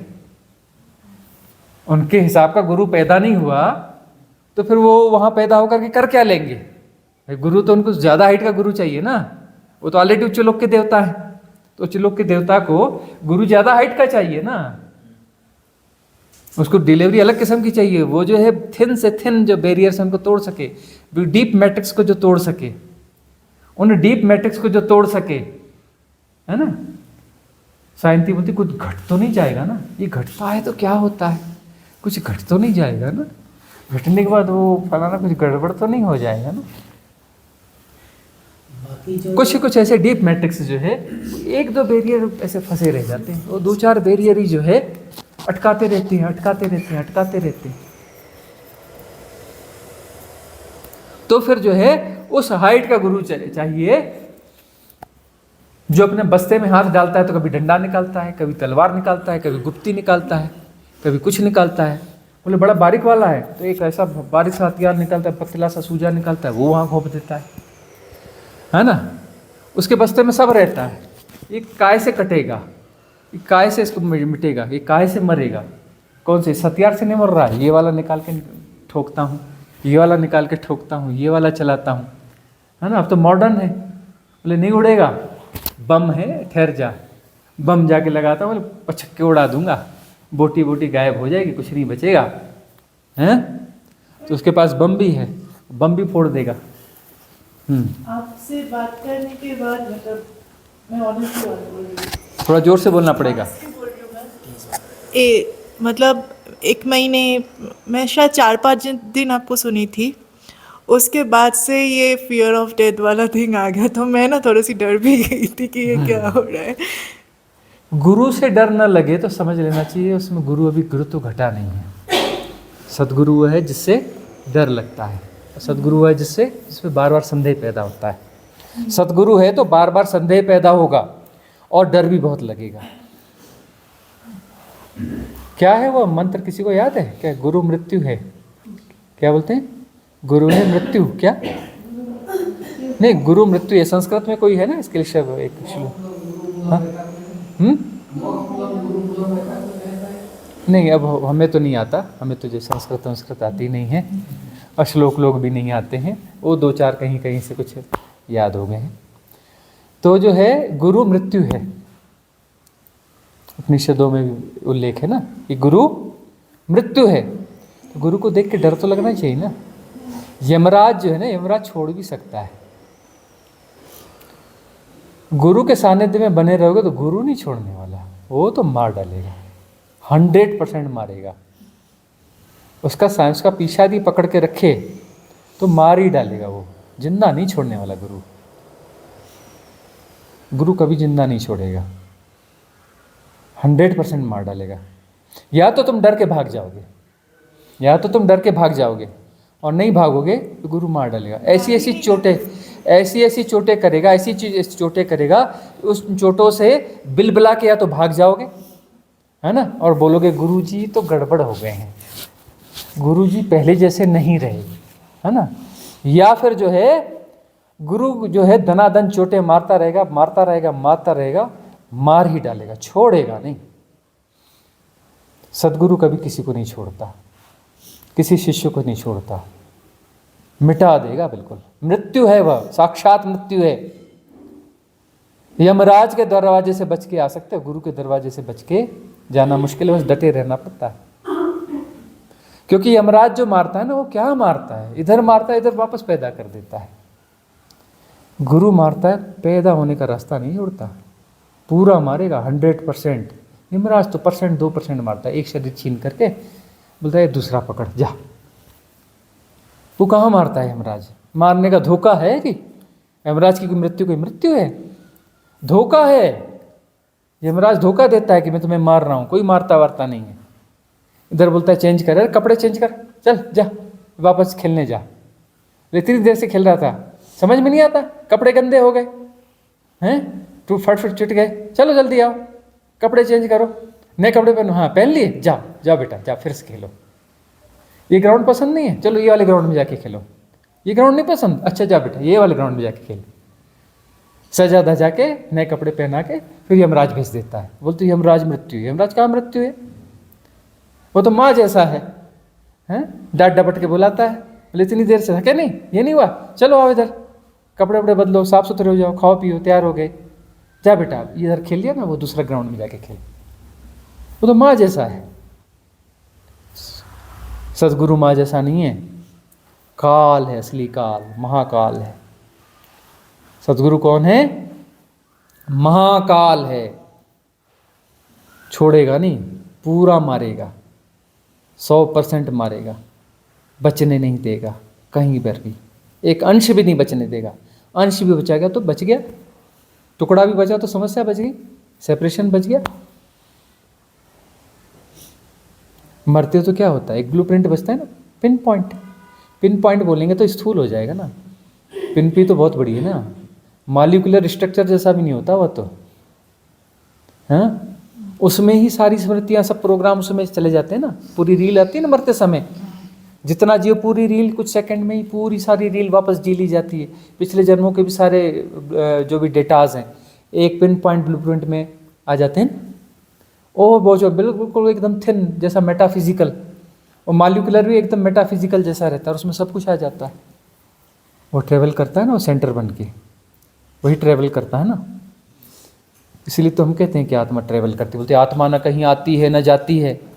अरे वो ट्रेवल करता है तो वो कुछ न बचा ना, वो उसका आधार है ना, सेपरेशन का आधार वही है ना, उसी को तो आत्मा कहते हैं ना। आत्मा जाएगी तभी तो परमात्मा होगा ना, इसलिए हम कहते हैं आत्मा आती जाती है, आत्मा जन्मती है मरती है।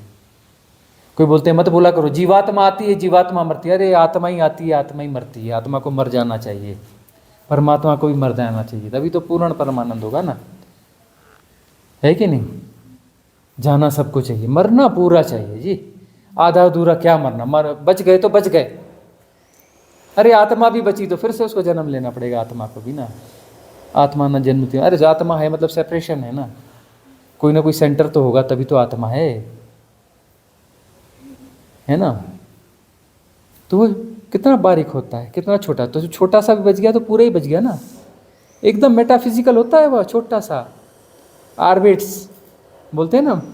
ओरिजिनल कैमरा 13 मेगापिक्सल से ऊपर हो, 15, 20, 25 मेगापिक्सल का अच्छा बड़ा तगड़ा कैमरा लो, है ना। कोनों शमशान में जाओ, मंदिरों के कोनों में जाओ, अंधेरे कोनों में जाओ, फ़ोटो ले लो, उसको जो है लैपटॉप में टीवी में कहीं बढ़िया सेट करो, उसको फैलाओ, ऑर्बिट दिखना चालू हो जाते हैं, नाक कान मुंह सब दिखना चालू हो जाता है ना। तो जो है बड़े सूक्ष्म रूप से बच गए तो भी बच गए, पूरे बच गए, सूक्ष्म भी बचे तो पूरे बच गए। फिर फैल जाओगे, वापस फैल जाओगे, फिर समस्या खड़ी हो जाएगी। तो सदगुरु ने क्या करना है, कहीं नहीं बचने देना है, शेल्टर देगा ही नहीं, पूरी तरह मिटा के भस्मीभूत, जीरो, राख भी नहीं बचने देगा, राख भी समस्या है, बचने ही दे देगा कुछ। महामृत्यु है, गुरु कौन है, महामृत्यु है, इसलिए गुरु से डर लगता है, गुरु से डर न लगे, गुरु है ही नहीं। सदगुरु से तो बहुत डर लगेगा, डर न लगे तो फिर पहचानना, इन्फ्लुएंसर होगा, सदगुरु नहीं है। या तुम्हारी काबिलियत ही नहीं, तुम मरे हुए या फिर पर वो अट्रैक्शन भी था, इसलिए मुझे पता हाँ। था कि मैं बस गुरु के साथ अट्रैक्शन तो रहेगा ही, डर भी रहेगा, अट्रैक्शन भी रहेगा, डर भी रहेगा, अट्रैक्शन भी रहेगा, संदेह भी रहेंगे, अट्रैक्शन भी रहेगा, छोड़ भी नहीं पाओगे। बहुत सारे लोग विरोध में भी जाएंगे, ये भी करेंगे, लेकिन अंदर से आवाज आएगी, अंतरात्मा बोलेगी नहीं वो सही है। अंदर से बाहर से कई लोग अपना जिस डर के भागे हुए आलोचना करेंगे, ऐसा वैसा फलाना ठिकाना, और 2-4 लोग ग्रुप बना के रोज आलोचना करेंगे। अरे छोड़ दो ना, यदि छोड़ना है तो छोड़ करके दूसरा गुरु पकड़ लो या दूसरी साधना करो। छोड़ते भी नहीं, आलोचना करते रहेंगे, आलोचना करते रहेंगे, छोड़ भी नहीं पाते। क्यों नहीं छोड़ पाते? क्योंकि अंतरात्मा बोलती है वो सही है। तो अब उस क्या करें, अपने उसको झूठ साबित करने के लिए तो कई लोग मिल करके सामूहिक आलोचना करेंगे ताकि अपने आप को जस्टिफाई कर सके। नहीं नहीं, गुरु गलत है, हम सही हैं, गुरु गलत है, हम सही हैं। अंदर से अंतरात्मा बोलती रहेगी तू गलत है रे, वो सही है, तू गलत है, गुरु सही है। लेकिन और जोर से बोलना पड़ेगा, नहीं गुरु गलत है, गुरु गलत है, गुरु गलत है। फियर, डर, मौत है गुरु, महामृत्यु है, महामृत्यु है। तो सदगुरुओं के खिलाफ बहुत लोग रहेंगे, हमेशा रहेंगे, आलोचना करने वाले हमेशा रहेंगे, खूब रहेंगे, क्योंकि पात्र नहीं है, पात्रता है नहीं। सुपात्र तो बहुत छोड़ो, पात्रता ये भी विकसित नहीं है। जो सुपात्र है, जो सुपात्र है वही टिक पाएगा गुरु के सामने, सदगुरु के सामने, नहीं तो नहीं टिक सकते। गुरु बहुत डराता है, महामृत्यु है, महाकाल है, मार डालेगा, गारंटी है, मारेगा ही मारेगा, पूरा मारेगा, कहीं नहीं बचने देगा। वह सदगुरु है। डर भी लगेगा, संदेह भी होगा, आकर्षण भी रहेगा, आकर्षण भी नहीं जाएगा। बहुत सारे लोग जाने के बाद वापस नहीं आएंगे, लेकिन जिंदगी भर बुराई करते रहेंगे, इतने भयानक डरे हुए कि दोबारा नहीं आ पाएंगे, लेकिन जिंदगी भर बुराई करते हैं। अरे छोड़ के दूसरे गुरु पकड़ लो ना, बुराई क्यों कर रहे हो? वो दूसरों को भी पकड़ लेंगे तो भी बुराई करते रहेंगे, तो भी बुराई करते रहेंगे। क्यों? इतना भयानक डर भीतर बैठ चुका होगा। महामृत्यु, महाकाल, यमराज नहीं है, महाकाल है ये तो। यमराज तो कपड़े बदल के दूसरे दे देगा, महाकाल है ये तो मिटा देगा, खत्म कर देगा, कहीं नहीं बचने देगा। तो आज की सवायां समाप्त करते हैं, फिर से एक सेशन करेंगे और क्वेश्चंस बहुत सारे हैं, है ना? लंबा सेशन हो गया।